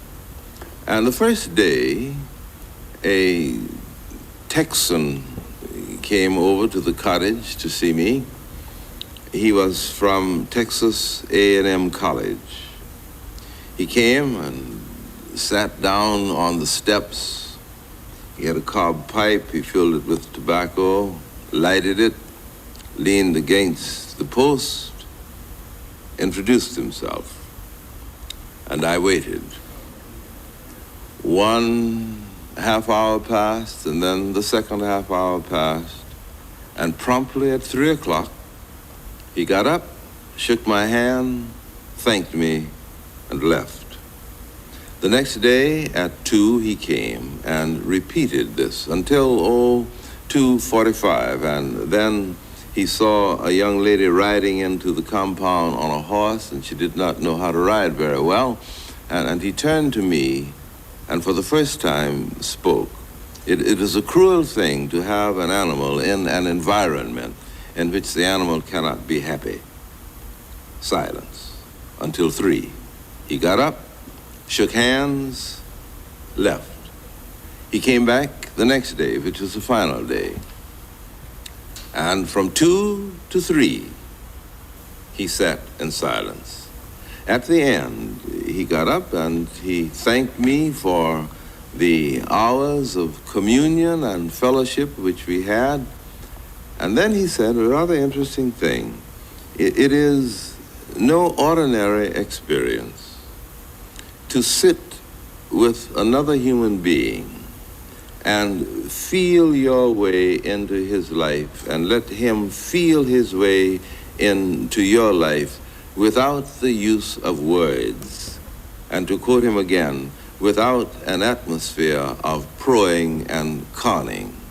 We are so accustomed to communication through sound and through words that we do not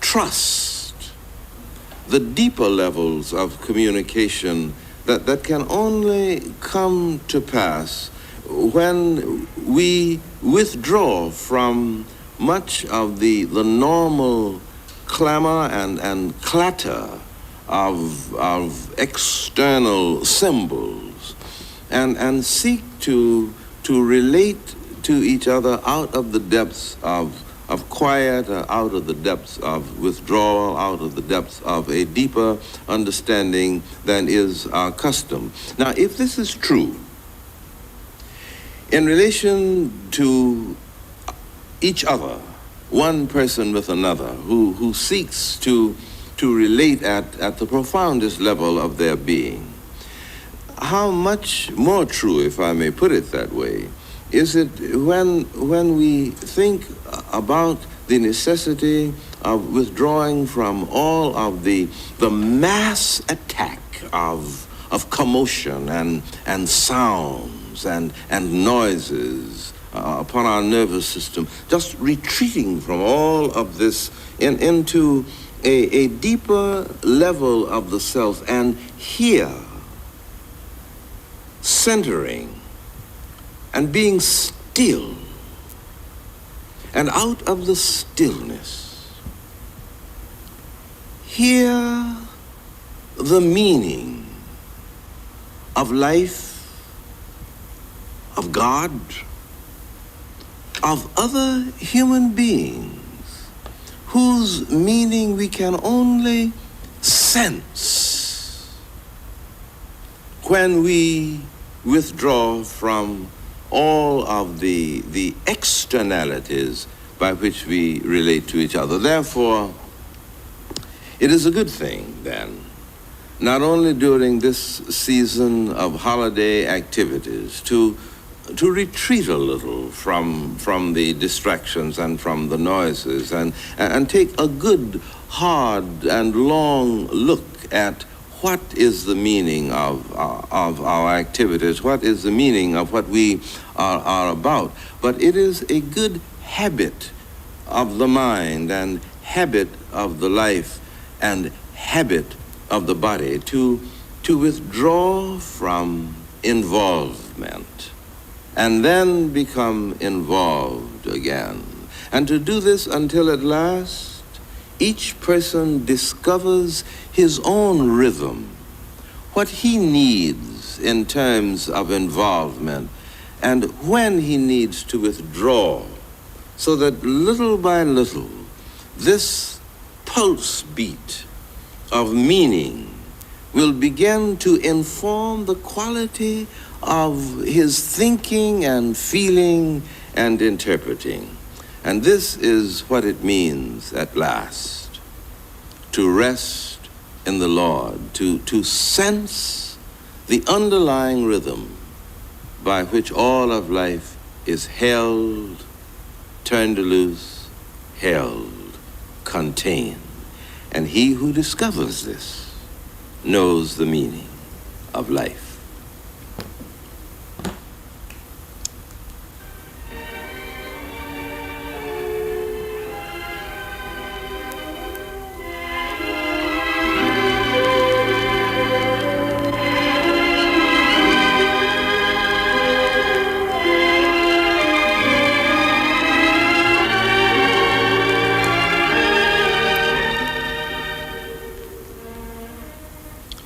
Let the words of my mouth and the meditation of my heart be acceptable in thy sight, O Lord, my rock and my redeemer.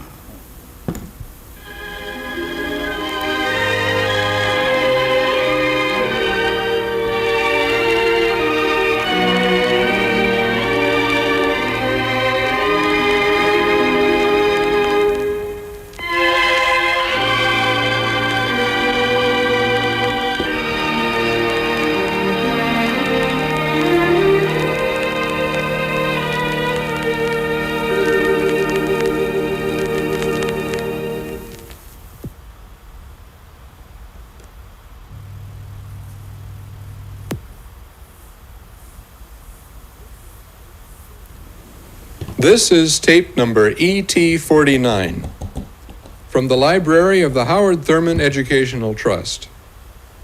This is side 2, entitled Miracle of Prayer.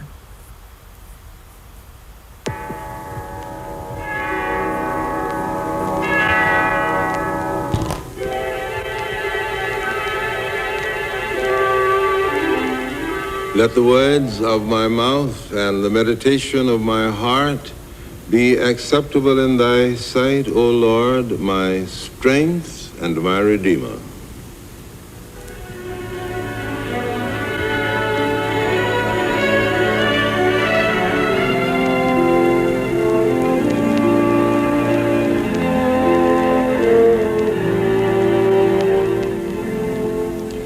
I'm reading from a book called The Wings of Healing, edited by Dean Gresham of the Grace Cathedral in San Francisco.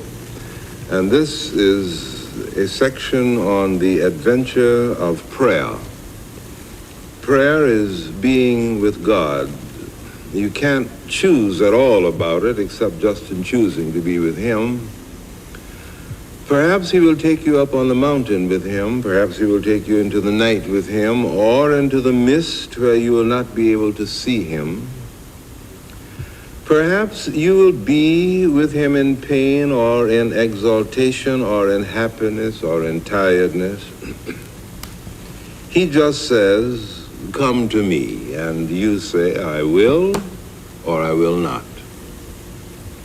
You make no stipulations. That's not your part. You know that He wants you, and you know what kind of wanting that is. You know that if you say you will not come, He does not leave off wanting you, so you imagine what that means. You know that if you come to Him, He will ask you to help Him about the kingdom, that He will in the end give you that work for it that no one else can do. You know that He will bring you into the fellowship of His friends, and that you will be allowed to bring Him into the fellowship of your friends. But of course, you will also go with Him before His enemies, and the things that they say about Him will be said about you. And you will also go among the people who don't care, whom He is trying to arouse to a sense of His love. Quite often, He and you will be left desolate with the doors locked before you, and the people on the other side scornful and amused. You will find that He will ask you to do things which you can only do if you forget about yourself and the sort of person you thought you were. Or He may ask you to face death or complete shame as He does Himself. And all the time, you will fail Him so often that by and by, you will have no self-confidence left, only a growing confidence in Him instead, because He does not fail you. And prayer must be fearfully difficult because it isn't easy to be with God, although it is simple. It means that some things must go, like pride and unkindness and self-indulgence and self-importance. But all the same, it is a choice which the best part of you wants, so that the most glorious souls in all the ages do choose the adventure of prayer.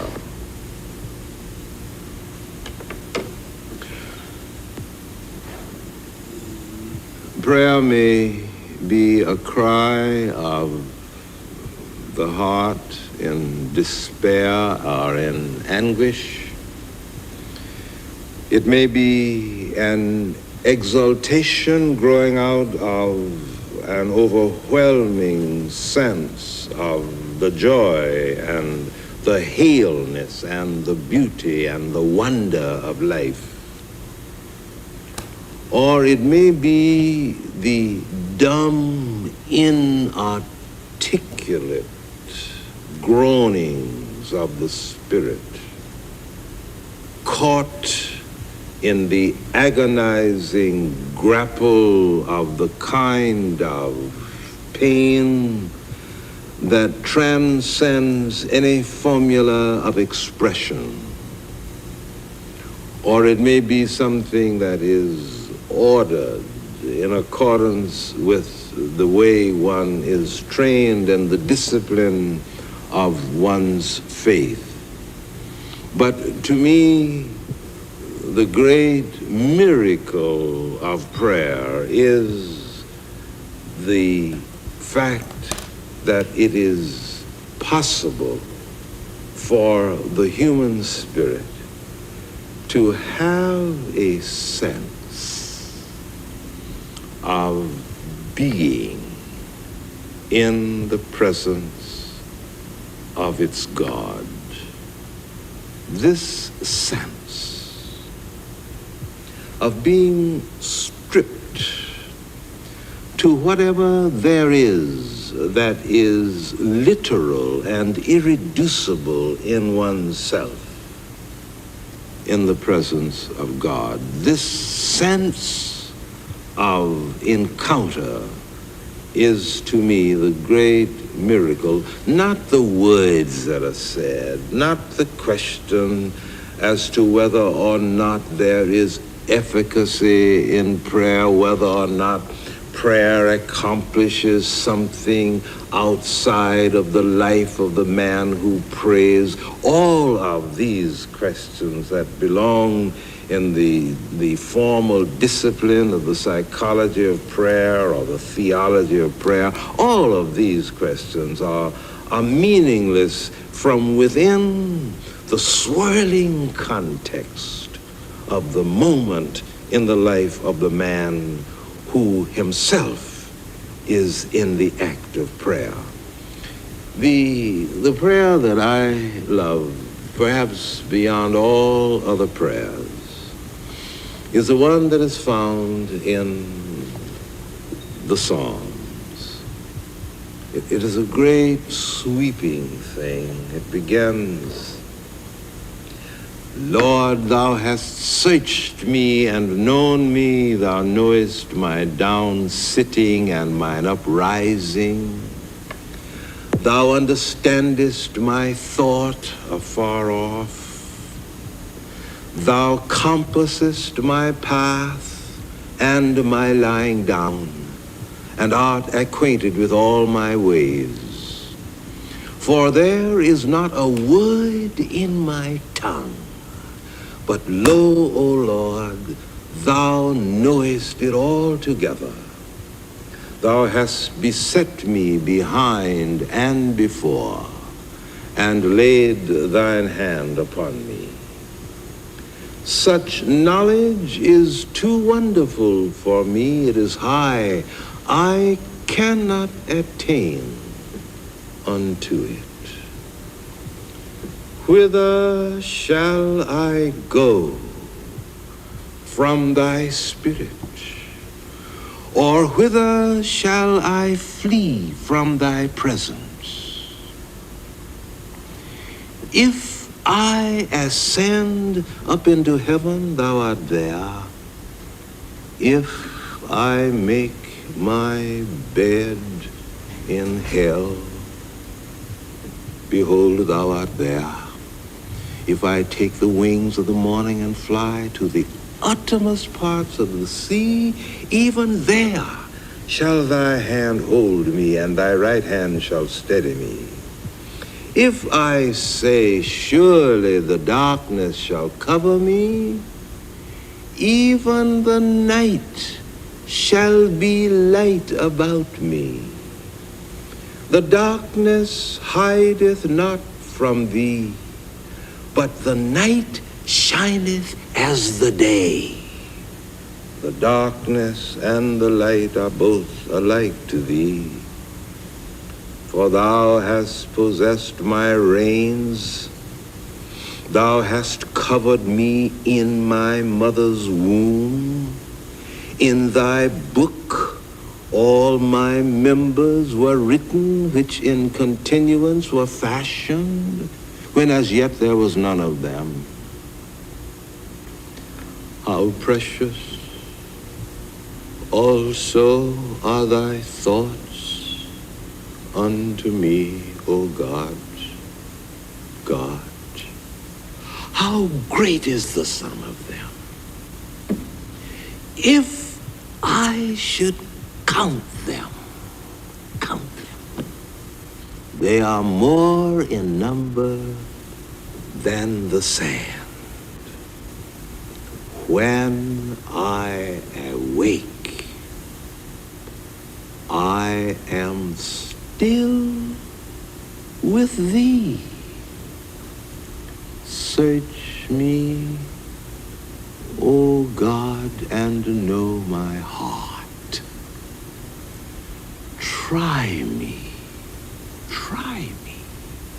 and know my thoughts, and see if there be any wicked way in me, and lead me in the way everlasting, and lead me in the way everlasting.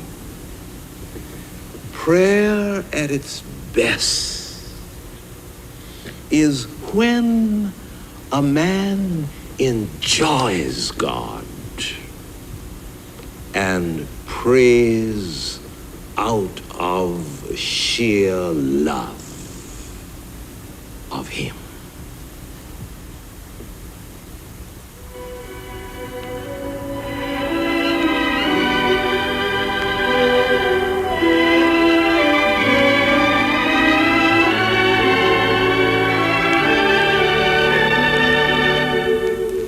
Let the words of my mouth and the meditation of my heart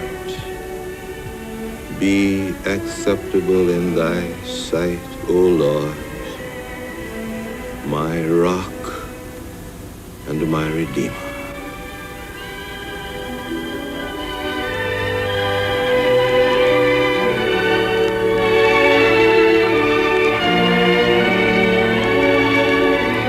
This program was pre-recorded.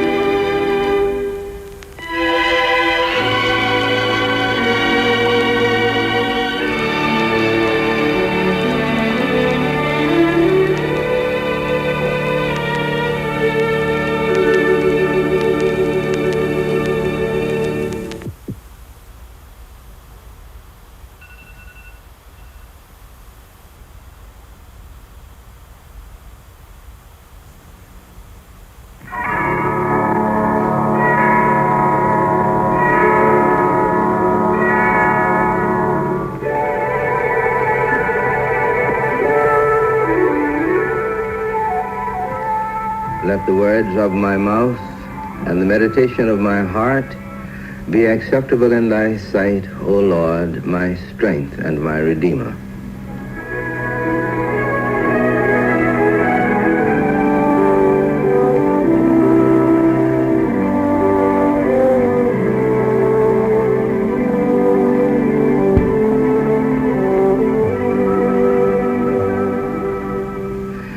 We're continuing our series on love. There is a unity that binds all living things into a single whole. This unity is sensed in many ways. Sometimes when walking alone deep in the woods, far removed from all the traffic which makes up the daily experience, the stillness settles in the mind. Nothing stirs. The imprisoned self seems to slip outside its boundaries, and the ebb and flow of life itself is keenly felt. The very earth breathes through all that is, and one becomes an indistinguishable part of a single rhythm, a single pulse. Sometimes there is a moment of complete and utter identity with the pain of a loved one. All the intensity and all the anguish are felt. One enters through a single door of suffering into the misery of the whole human race, with no margin left to mark the place which was one's own. That which is felt belongs nowhere, but is everywhere, binding and holding in a tight circle of agony until all of life is gathered into a single, timeless gasp. There are some other moments when one becomes aware of the pointed thrust of a tingling, exquisite joy that rises deep within until it bursts forth in all radiating happiness that bathes all of life in its glory and its warmth. Pain, sorrow, grief are seen as joy on the make, and life gives a vote of confidence to itself, defining its meaning with a sureness that shatters every doubt concerning the broad, free purposes of its goodness. They are the times of personal encounter when a knowledge of caring binds two together, and what is felt is something as ancient as time and as eternal as the hills. There is nothing new nor old, only the knowledge that what comes as the flooding insight of love is that which binds all living things into a single whole. The felt reverence spreads and deepens until to live and to love are to do one thing. To hate becomes to desire the non-existence of the object of hate. To love becomes the act of adoration and praise shared with the Creator of life as the be-all and end-all of everything that is. And yet there always remains the hard core of the self, blending and withdrawing, giving and pulling back, accepting and rejecting, yielding and unyielding. What may this be but the pulsing of the unity that binds all living things in a single whole? The God of life, extending himself in the manifold glories of his creation. The working definition that we are using in this series is that love is the experience through which an individual passes when he feels that he is relating to another human being at a point in that human being that is beyond all good and beyond all evil. And to love is to have a sense of being dealt with at a point in oneself that is beyond all good and beyond all evil. Love suffereth long. This is the phrase. Love suffereth long. Not merely a long time, but long in depth and intensity. Now this judgment or this description of a facet of man's experience with love springs wholeheartedly out of the very stuff of life itself. For when we love, in the definition, in terms of the definition that we are using, it means that we expose ourselves, we become vulnerable. It means that we lay ourselves bare, and in a sense we are unprotected from the relentless logic of the demand that may spring almost instinctively from the need of another human being who is the object of our love. And curiously enough, we are not permitted to protect ourselves from this kind of invasion. For when we love, we put ourselves at the disposal of another person's life and another person's need. And the only limitation that we are permitted ourselves in this regard is a limitation that is not inherent in us, in our will, in our desire, in our judgment, but a limitation that is inherent in the need in the life of the other person. In other words, the measure of the self-giving is the measure of the need that the other person feels, or the need that is evident in the other person's life. Now, it is for this reason that love has always somewhere lurking at its center pain, suffering, all of the things that go with these two words in the whole context of man's living experience. Now this is due not only because we lay ourselves bare, but because it is of the nature of love to identify ourselves with the other person's experience. Now this we see happening over and over again. When we love, it seems as if the door opens so that we are ushered into the very citadel of another person's life, feeling as that person feels, sometimes moving through all the subtle nuances of the other person's experience by a vast and creative leap of the imagination.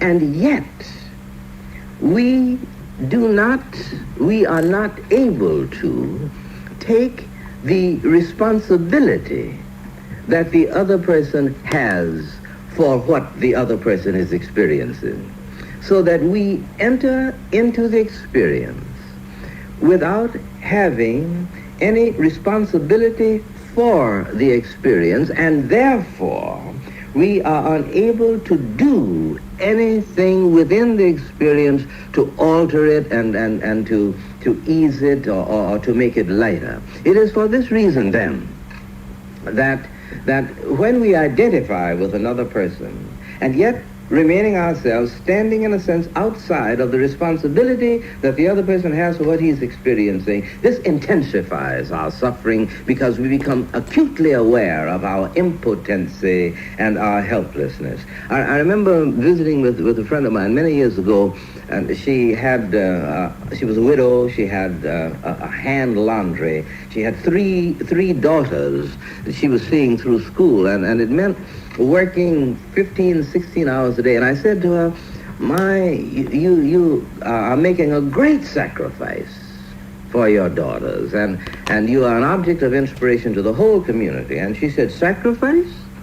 I'm not making any sacrifice for my daughters. My only complaint against life is that I have so little to give.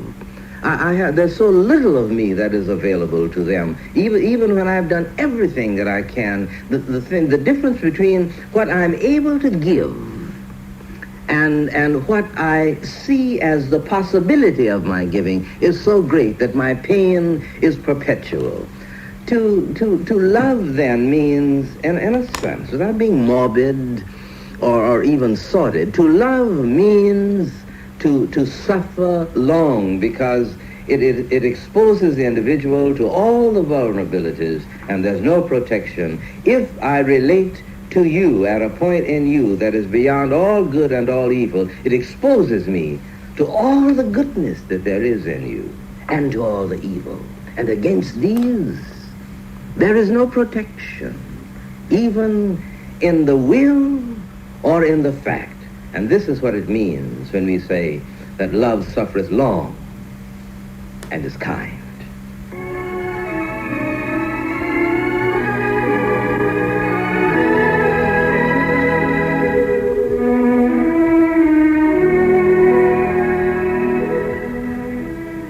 Let the words of my mouth and the meditation of my heart be acceptable in thy sight, O Lord, my rock and my redeemer.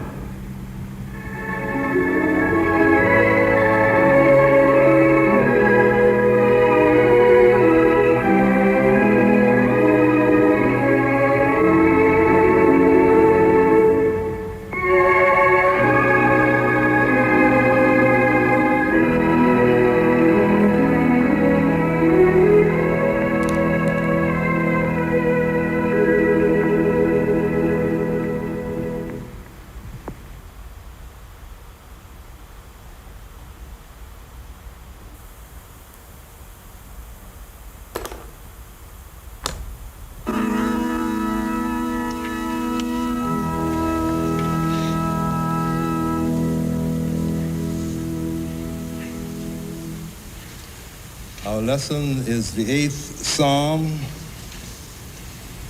O Lord, our Lord, how excellent is thy name in all the earth, who hast set thy glory above the heavens. Out of the mouth of babes and sucklings hast thou ordained strength because of thine enemies, that thou mightest still the enemy and the avenger. When I consider thy heavens, the work of thy fingers, the moon and the stars which thou hast ordained, what is man that thou art mindful of him, and the son of man that thou visitest him?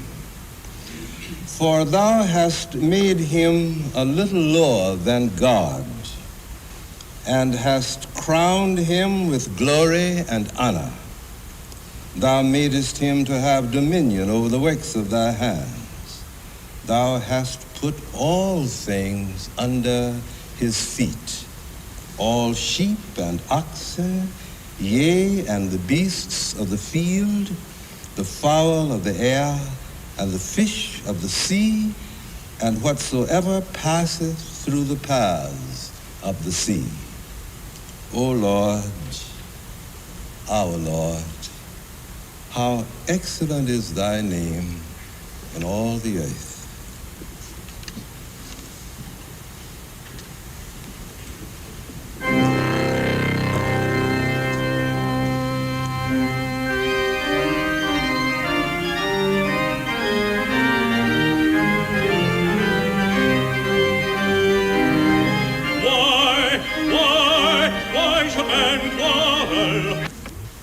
How precious also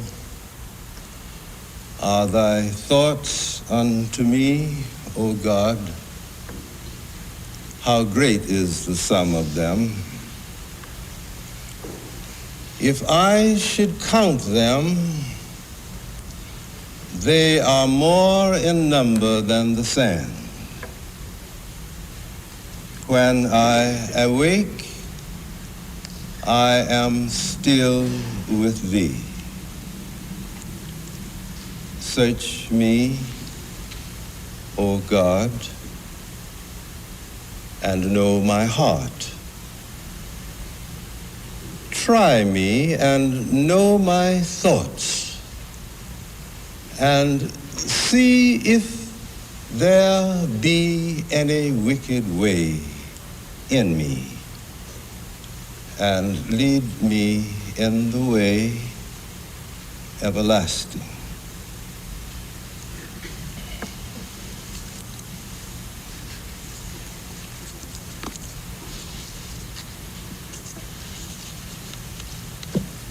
As a background for our thinking together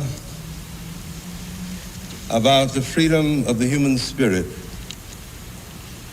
will you hold in mind the song which was read as our morning's lesson, particularly the line which says, "Thou hast made him but little lower than God." And then these lines from a contemporary poet. Give me the courage to live. Really live, not merely exist. Live dangerously, scorning risk. Live honestly, daring the truth, particularly the truth of myself. Live resiliently, ever changing, ever growing, ever adapting, enduring the pain of change as though 'twere the travel of birth. Give me the courage to live. Give me the strength to be free and to endure the burden of freedom and the loneliness of those without chains. Let me not be trapped by success, not by failure, nor pleasure, nor grief, nor by malice, nor praise, nor remorse.